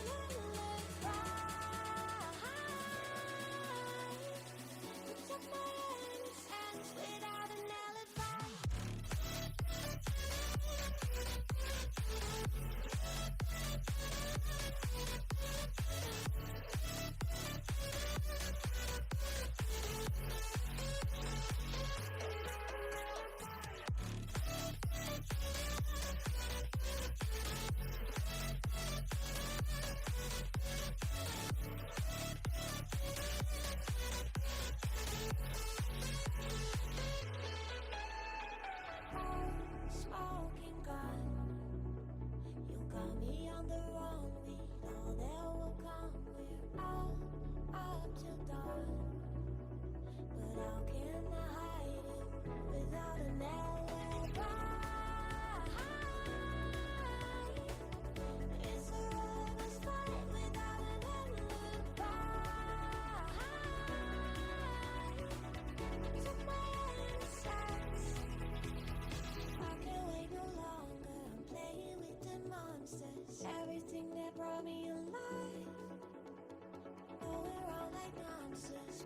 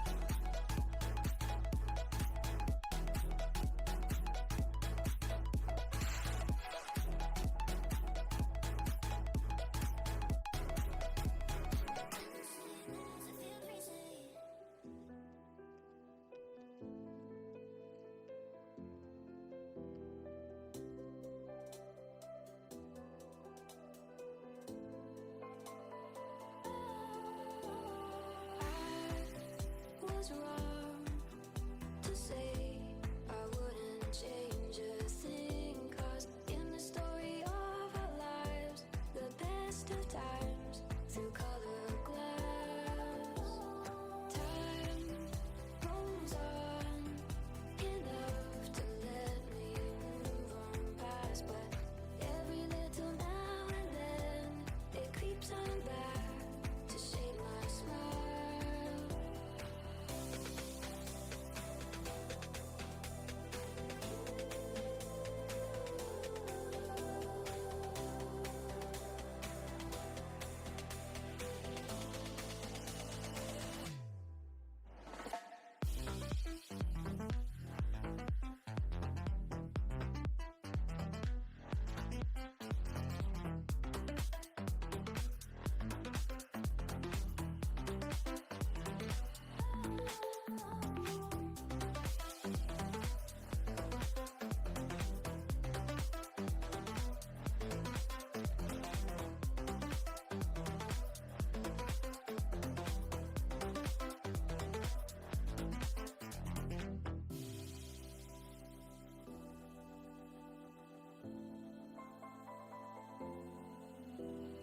I was wrong to say I wouldn't change a thing, 'cause in the story of our lives, the best of times through color glass, time rolls on enough to let me move on past, but every little now and then it creeps on back to shade my smile.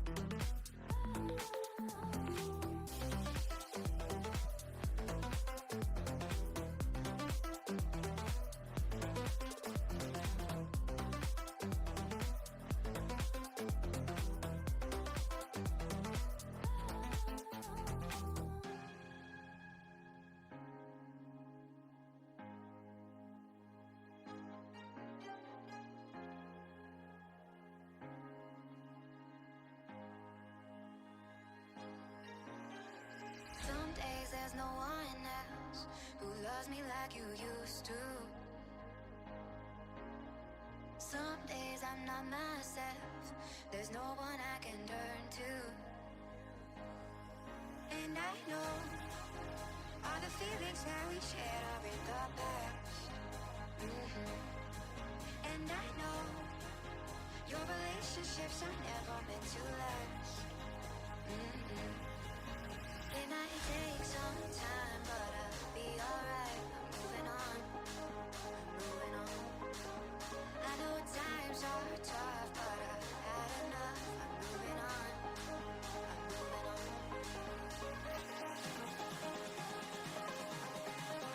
Moving on, moving on.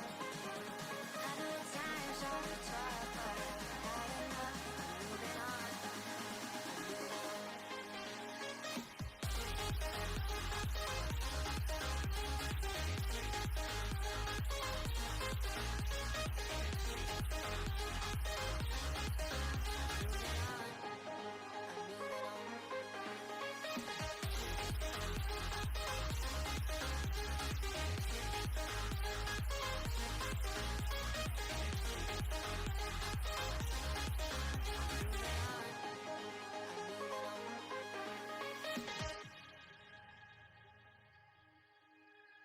Some days there's no one else who loves me like you used to. Some days I'm not myself, there's no one I can turn to. And I know all the feelings that we shared are in the past. And I know your relationships are never meant to last. It might take some time, but I'll be alright. I'm moving on. I'm moving on. I know times are tough, but I've had enough. I'm moving on. I'm moving on.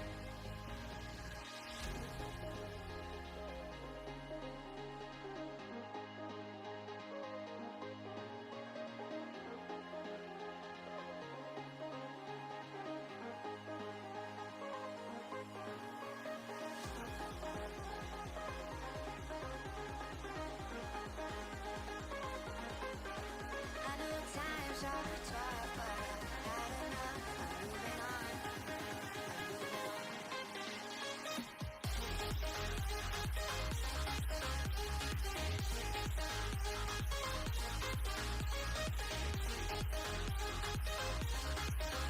moving on.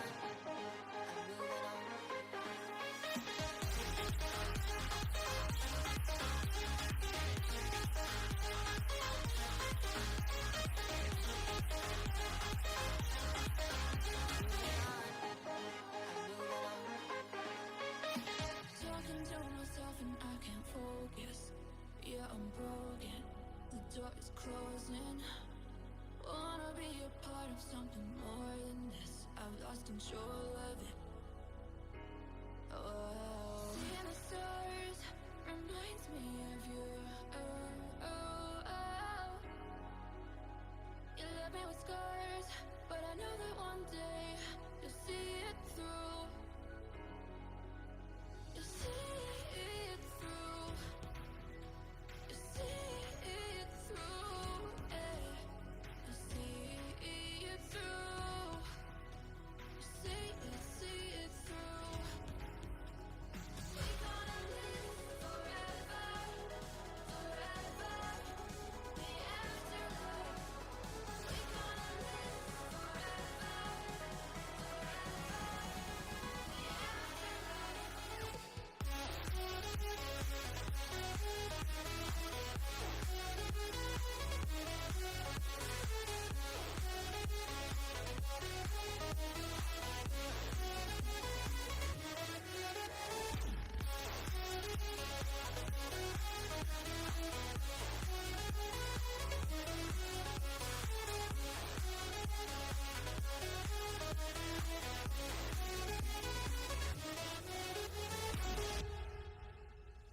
Talking to myself and I can't focus. Yeah, I'm broken.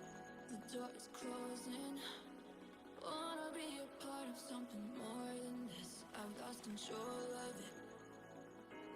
Oh, seeing the stars reminds me of you. Oh, oh, oh. You left me with scars, but I know that one day you'll see it through.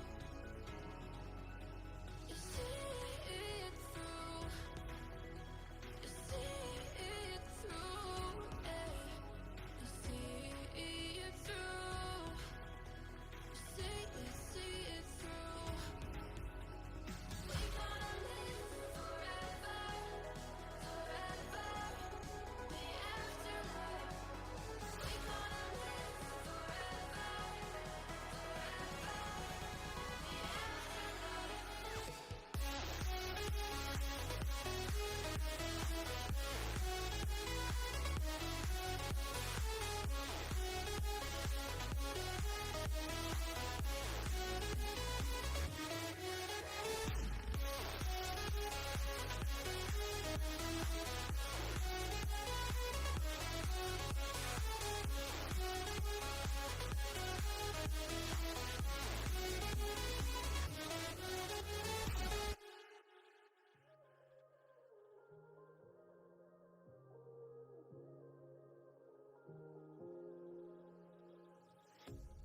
A pair of jeans, a shirt or two. We didn't pack as if we weren't going back. It doesn't matter if it's true. I've got a feeling love will give us what we lack. The world is waiting up. The world is waiting half a step beyond our door. Yeah. And if it's not enough, I wanna see the stuff the world has got in store. I wanna take it all in, I'm falling. The cityscape by night, wanna catch in my photos. Where you go, every corner twice as bright. They'll be my treasures forever. When I can't hold you tight, I'll see the Stockholm lights. The Stockholm lights, the Stockholm lights.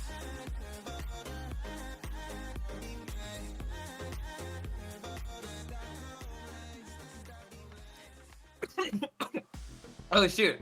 Before I die, man. before I die on camera, guys, we're back for the final time between Titan Divinity's Over Showcase between Team 2 and Team 4, and it is in fact a rerun of Game 2 with Team 2 on choosing to pick the red side this time.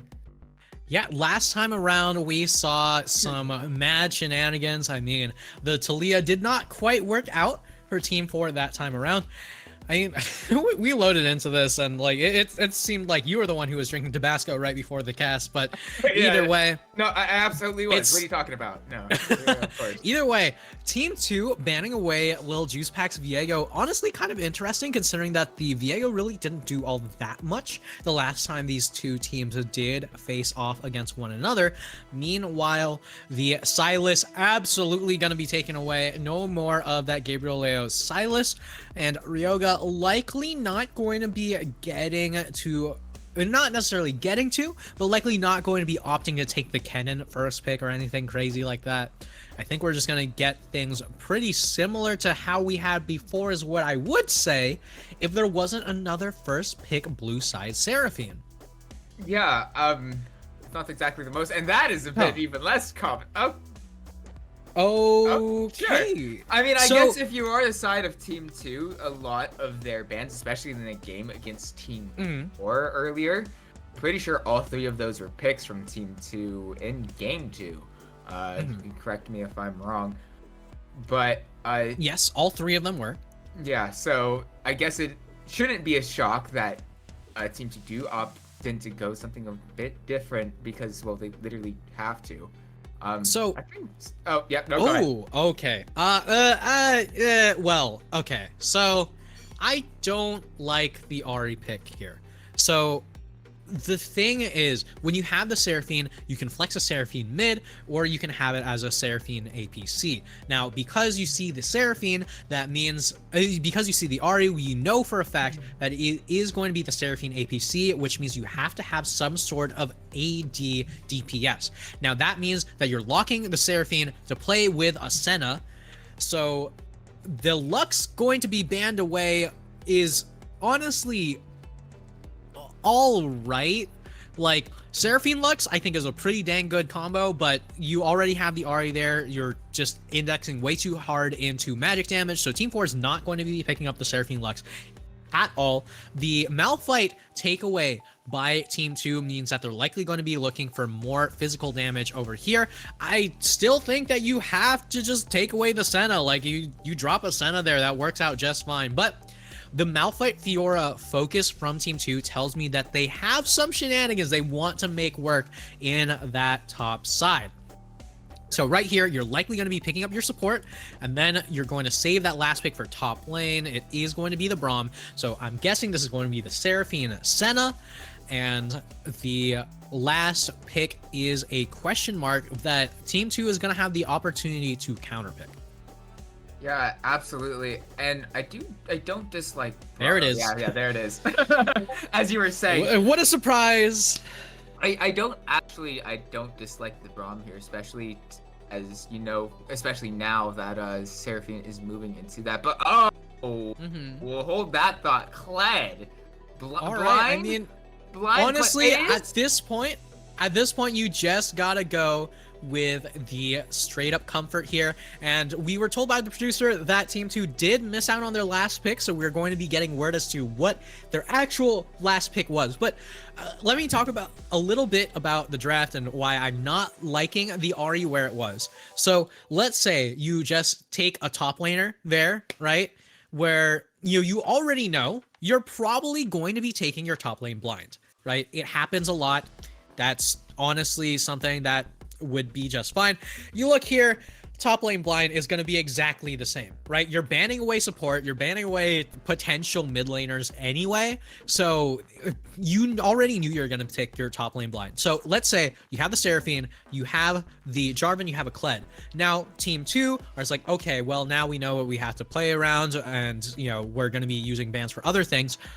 But then you open up the possibility of Sona Seraphine, Lux Seraphine, and more importantly, you open up the possibility of running an AD mid laner, so that way you can make sure to run that double heal shield bot lane to make that strength a possibility. But I mean, this is all conjecture. I don't know what Team 4 plays. Like, if Efron doesn't play Tristana or Yone or anything like that, then like there's no real point into going through those shenanigans. So this is just me being nitpicky. I like Kled though. I like Kled. Kled is honestly what this team needs. It's your R, hit R, and then you walk forward button, which is what I would say would be very good if there wasn't the Veigar. So right here, okay, there's no way that's Viego. I'm pretty sure that's Veigar, because Viego was the one who was banned. It was probably just a little bit. Yeah, and wait, mid lane, they're next to each other in the draft. Oh, yeah. Oh, there we go. Okay, I was thinking that for a second. I was like, wait, where'd Veigar? All right, so we've got the Kled, we got the Ornn. Honestly, a little bit of a boring pick into Kled, but that's fine, right? Kled wants to get ahead. Ornn does not care how ahead his opponents are, just going to continue to scale up there. So Isaac, once again, if you're in this position, which team do you want to be playing on? I want the team with Kled, because Kled's a fun champion. No, literally no other reason. Like, just like probably not the greatest, but also it is the is all pro showcase. And in terms of wait, we have all whoa.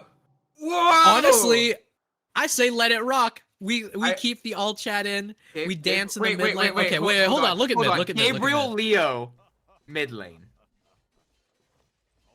We got. Okay, wait. No, this is the real mechanics we're looking for. Dance party in the river. Come on, please. At least 2 more members. At least the top laners, please.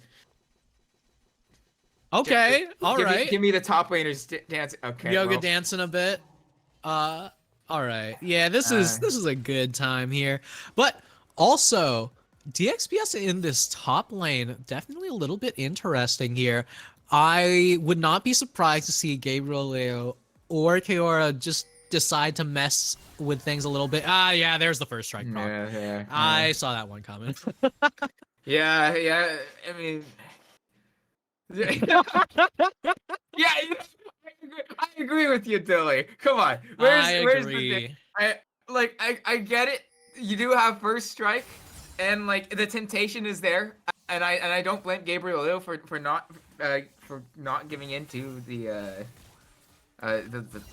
lack of the temptation. Yeah, on against Efron at least. Yeah. Oh yeah. No, I was anyway.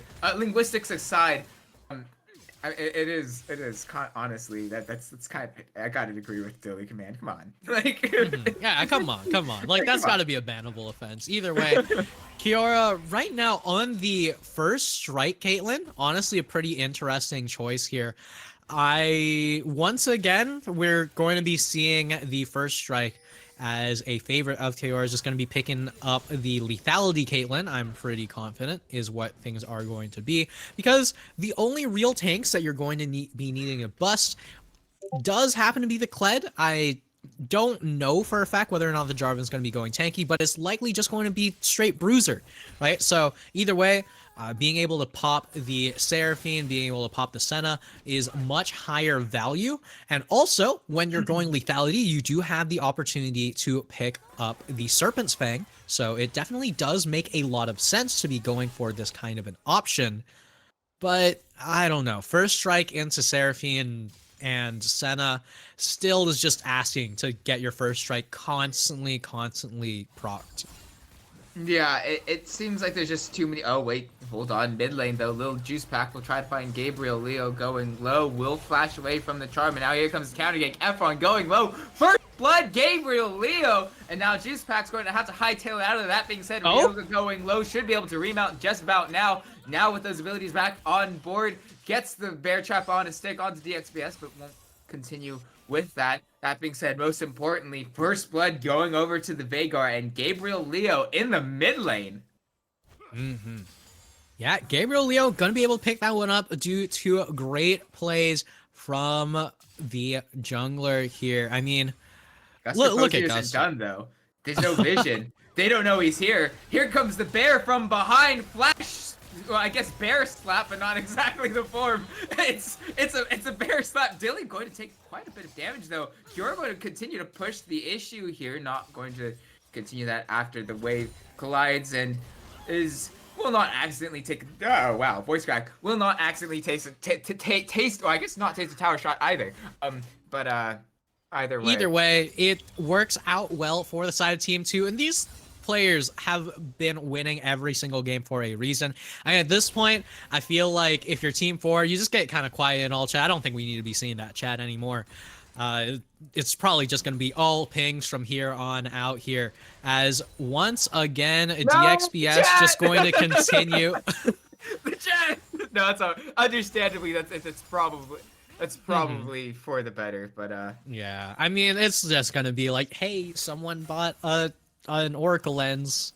Hey, someone bought a Farsight alteration. But I mean, it either way should be a good time as this game continues for the side of team number 2. We've been saying this time and time again. Team 2 kind of slick with it. You know, the teleport from Dilly gonna be able to get them back into lane in a timely manner, but all of these non-marksman picks from Dilly haven't quite been working out. Flag and drag will find Guster Posey. That being said, Juice Pack going to take a lot of damage from Gabriel Leo, has to flash away, but with these health bars as high as they are, Guster Posey will eventually get back out. Jackathon getting a bit too far forward. That being said, Gabriel Leo going to dodge the charm, going to find a lot of damage onto Efron, and there it is. Guster Posey picks up the kill onto Efron, as little Juice Pack will have to just flag and drag away. So yet another kill going over to the side of Team 2. Just really from a lot of patience at the end of the day. That's the only way to parse that out. Guster Posey, though, is a bit low. Going to have to move over to these honey fruits here. Getting low, smites that first grub to keep himself alive, but for how much longer? Apparently a lot longer for now. Jackson, as soon as I say that though, does finally get the kill on Guster Posey. That being said, at what cost? Those health bars are low. Remount from Ryoga, but is one auto attack away from the stun. Oh wait, no, it resets right as I say that, of course. And it won't quite matter though, as that is a double kill going over to the side of Gabriel Leo on this Veigar, who was stacking up very fast as a result. And they also got a grub. And once again, Team 2 picking up a grub, picking up the lead, and picking up yet another kill onto the Veigar. Veigar. Efron will try to fight Veigar, though. That being said, it will be the crying baby rage, whatever the nickname is, going to be enough. Stun comes through. Gabriel Leo picks up a fourth, and Dragon Ball Durag still going to be fine with that perfect emote game right there, honestly.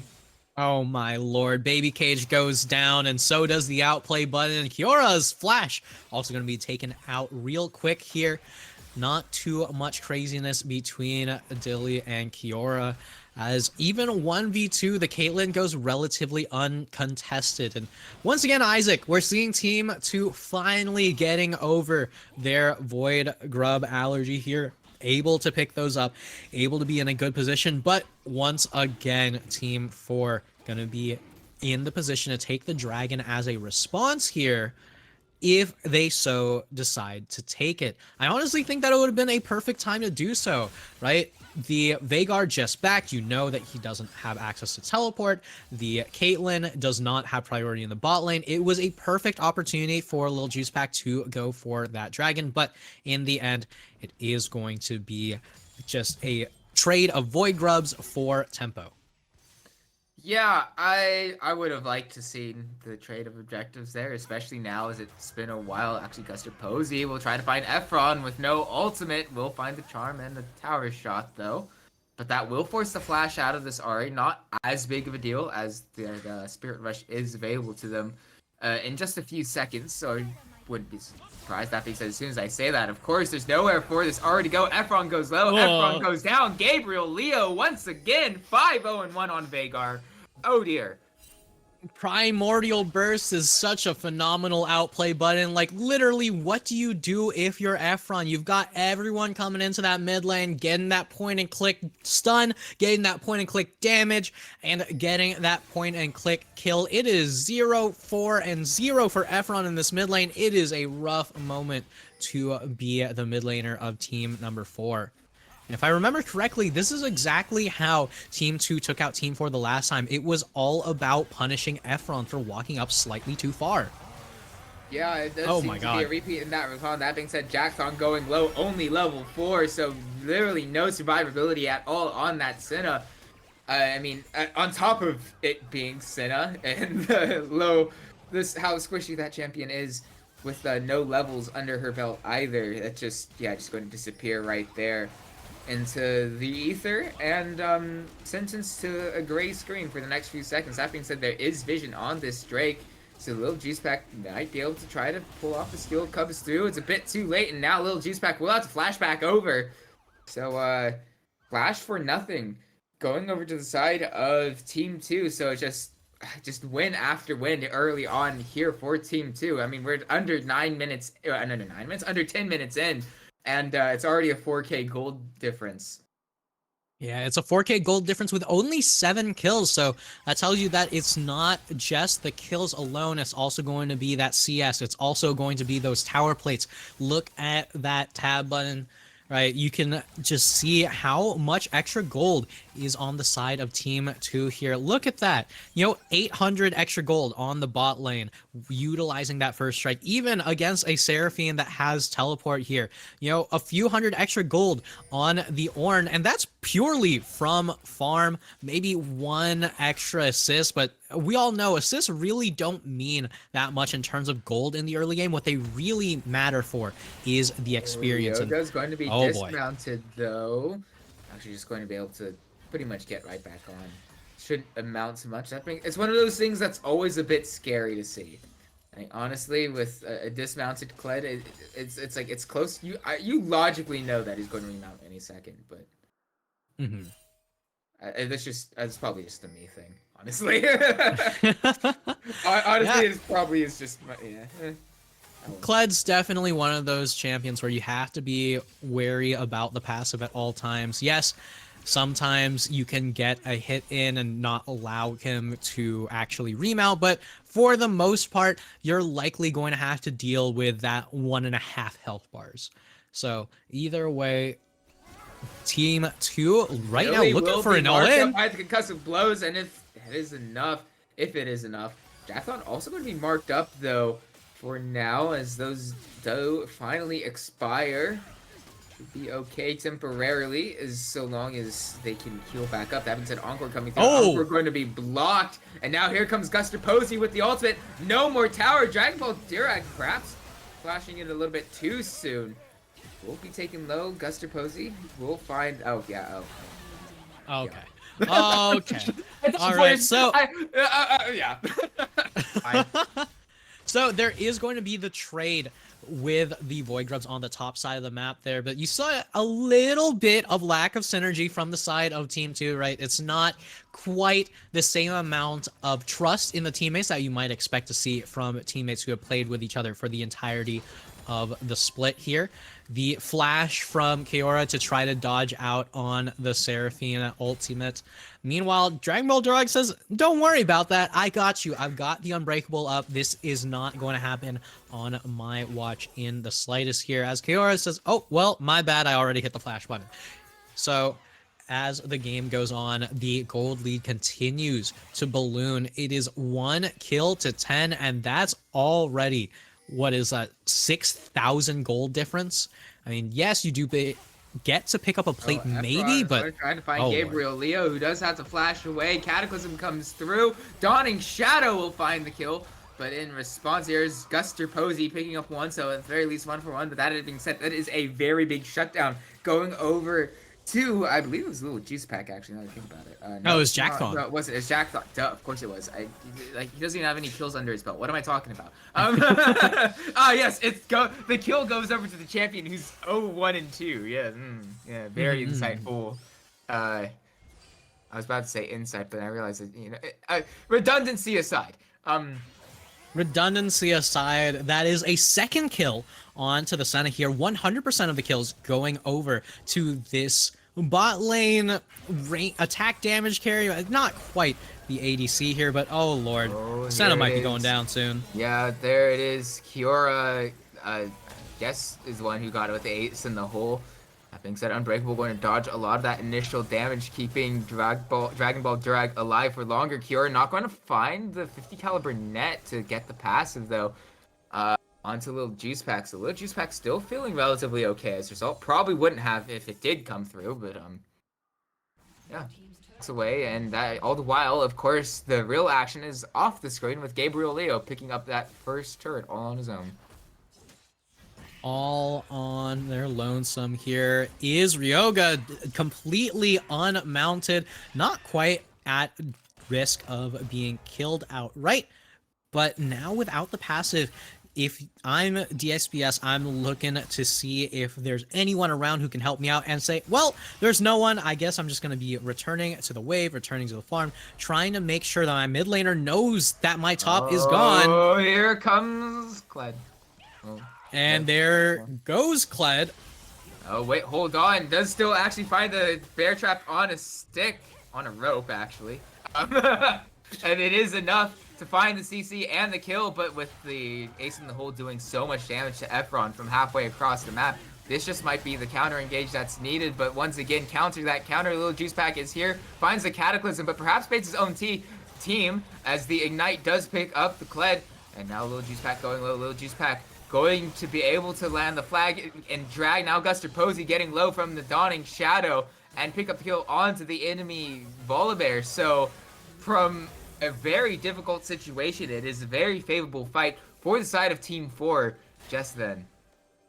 From one whiffed ultimate turns into one huge team fight win for the side of Team 4. Now going to be able to pick up the Infernal Dragon and more importantly, pick up that objective bounty. That's so much gold for the side of Team 4 here. Gabriel Leo trying to walk up a little bit. Oh, yeah, but Gabriel Leo and Dragon Ball Durag's not going to be there for the Unstoppable, but it won't matter. Just deletes the enemy Senna, but at the cost of his own life. So Dragon Ball Durag's in full retreat. That being said, the XPS is nearby on the Orin, and so is the rest of the team. So the Dragon will go down, but we do have the health bars running in. Is the Volibear going fast?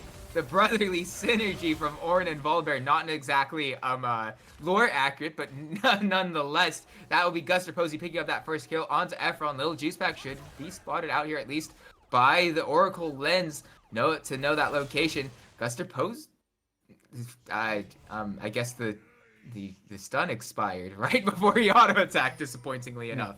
Unfortunate timing. Either way, just going to continue to rack up as much damage, as much of a lead. Guster Posey's recall will be canceled. Yeah, probably wise for Jack Thon to not push this. And actually, Guster Posey trying to it's likely just going to be a little bit of... Gabriel Leo is nearby. If they can cancel Jack Thon long enough to keep him around and interested enough and perhaps finding any sort of poke damage onto Guster Posey, I wouldn't rule Gabriel Leo. Okay, never mind. I doubt it was going to turn into anything much. Everyone there's got their flashes up, with the exception of the Volibear. Still a little bit more time on the flash there, but we're just going to have to see how things do develop here. Jack Thon just going to continue to walk up, pick up as many souls as possible with the Senna. We saw the Senna last time around. Juice Pack is here. Will find the flag drag onto Kiora, but the Unbreakable should still be available as it goes down. Yes, it does there. Kiora feeling really healthy. Dragon Ball Durag not taking much damage after all. Very high value Unbreakable. And so with all this committed towards the mid lane to try to find Kiora, the fact that they don't even find any sort of major health bars, they did take a decent chunk out of Guster Posey on the back of that fight. Very well played, and by the side of Team 2. That being said, moving on to this Rift Herald. Rift Herald. I don't know why I forgot Shelly's name. I'm so sorry about that, Shelly. You're my, I don't know. Favorite objective? We'll go with that. Flash in from Guster Posey, though. It's only a snare. Does find the stun. Now coming through. Does find all the damage. Ordenhorn finds 2. There's the first kill. Another Jackthon now without any of the support, even though he is a support. Triple kill will be picked up by Kiora there as a result. 3-4-0 and the Rift Herald. Shelly being claimed as a result. Now not completely uncontested. I suppose that's what that fight was for. But still, Rift Herald going over to the side of Team 2. And the kill goals especially going to feel really nice. Efron going to have to flash away, though. Access to this, I mean, guess the baby cage was coming up fast enough. That being said, Gabriel Leo should be able to... Efron, you don't want to get in range here. Efron, just walk away. Efron, just walk away. You walk too close, you will have R pressed on you. And on... wait, no. Wait, they're fine. Never mind, I tell a lie. All right, so... Wait, it's not over just yet. We've got 3 members in the mid lane here for Dilly, getting a very dangerously close. As much as I'd like to send it over to you. Rift Herald? I don't know about that Rift Herald usage, but that should be that. Should be able to pick up another charge at the very least here if you do so decide to commit. And man, they are fully committing.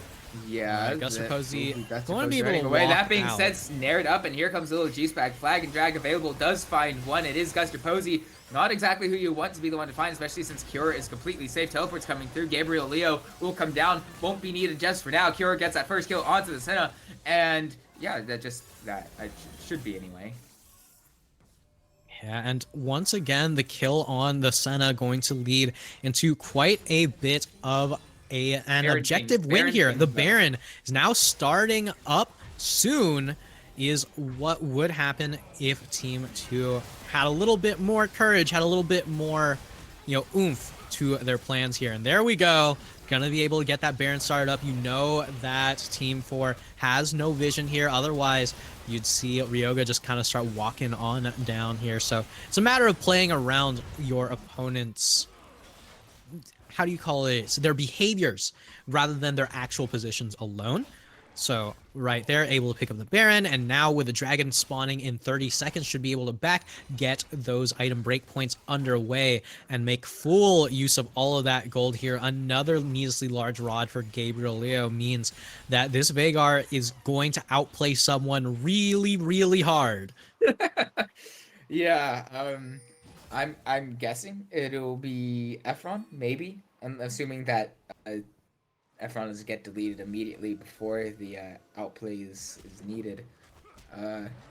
Something I'm a little bit surprised by is that there's not exactly a lot of vision that was picked up for the side of Team 4 around this Drake. I mean, I guess you don't want to fight this, which is fine. It's just something that I found a little bit interesting, especially since they are positioning around it now. They don't. Oh my. Okay, Gabriel Leo just finds one. Little Juice Pack's gone. This objective isn't even down. Gabriel Leo, absolutely massive. I don't even know if he did actually use. He did outplay him there. Sometimes it's hard to tell visually whether or not that gets used, but yeah. Fed Veigar moment. Fed Veigar moment. 8-3-3 on the dot. Ryoga in a little bit of trouble. We'll use the charge. That being said, we'll get hit by the baby cage going low. Dawning Shadow will shield them for a little bit longer. That being said, with 3 members here of the side of Team 2, it looked for a second that Ryoga wouldn't have enough to remount, but will do now, as that should come through. Wait, not quite. Stun for that full duration. You don't get to remount while stunned. Gabriel Leo will also pick up the kill onto the enemy. Some of Guster Posey going low. Guster Posey taking a few tower shots, does finally go down, shut down. Going on to Dilly. That's only 1 in return. 1 in return for 3. And now they don't exactly have the best wave clear. 4 members alive. Gabriel Leo probably just going to look to find a few baby cages here and at least create space for the team to then take this tower. As yeah, it should be the. I should imagine that would probably at least be the inhibitor. Efron going to be taken down to about 1/3 quarter of the health remaining, if not a 5th. Gabriel Leo going low though. Stepping up a bit too far, as Jackthon does have a full health bar. We'll be able to buy him some space, but they're not backing out from this, not until they take the inhibitor. But with these health bars as low as they are, perhaps we could find an angle onto them before they get the recalls off, especially since now it is Gabriel Leo having fully recalled. And so they won't have that mid laner there for a little bit. Does have the Unleash teleport, and okay, we're good now. All right. So now that we're 23 minutes in, Gabriel Leo is just going to continue to push down this final wave as the Baron buff starts to run out. Nobody really in the area to actually threaten either of these players. Honestly, I don't hate that flash there, right? So one of the big things that players really don't recognize a lot of the time is fighting to burn resources is honestly perfectly fine, especially when that resource is a guaranteed way for your opponent to get out of your kill combos. Gabriel Leo's so far ahead here that now, because there's no flash, 2 abilities, literally 2 abilities. That's what I'm talking about. You walk up, you fight to burn resources, and then it doesn't matter that you don't have flash. When you're this far ahead, burning your opponent's flash can sometimes mean so much more than using your own. So right now, they are going to continue to push down this top lane, fully completed death cap with the Ornn augments, and they're just walking in. Durag not quite going to find anybody there with that ultimate there getting used, but it will create space to get onto this inhibitor and start wailing away on it at the very least. And it does give Gabriel Leo time to take that inhibitor tower, and so now as we start rotating over, it will be a 3 inhibitor game for the side of Team 2. That being said, going forward is Little Juice Pack trying to lock them down with the Cataclysm there for a bit. Health bar is still low. Efron trying to find the good charm. That being said, not finding anything. Jackdawn going low. Ryoga going to tank that ace in the hole, but taking a decent amount of damage as a result. These health bars going low, and with so many super minions as there are, inhibitors now down, all down. The Nexus tower is going. Kiora just on the backside suddenly picks up a kill there, and now with no towers, without any of that support damage, and now without anybody left on the side of Team 4, it will be a perfect all-pro showcase here for the side of Team 2 in the Titans Divinity. Showcase. All-star event. Yeah. Sort of, yeah. Welcome to the end of Divinity League. It is team number 2 coming out on top. Not a single game dropped the entire night. These players, I don't know. This is one of those moments where I look at just how we've played over the night, and I look at my team and it's like, hey, we should do this again sometime. And honestly, if I'm some of these players, maybe you do just do it again sometime, because that looked mad good together, especially with, that top mid lane swap out of nowhere. That was incredible, and I love the way how Team 2 played together as a team, played together as a well-oiled unit. But either way, this is how we're going to close off the end of the night. I'm not 100% sure if we're getting interviews. I'd be a little bit heavy-handed to ask for that at this point. But the Divinity All-Pro Showcase will end off here. Team 2, the eternal victors for this season. Yeah, so with that... No, that...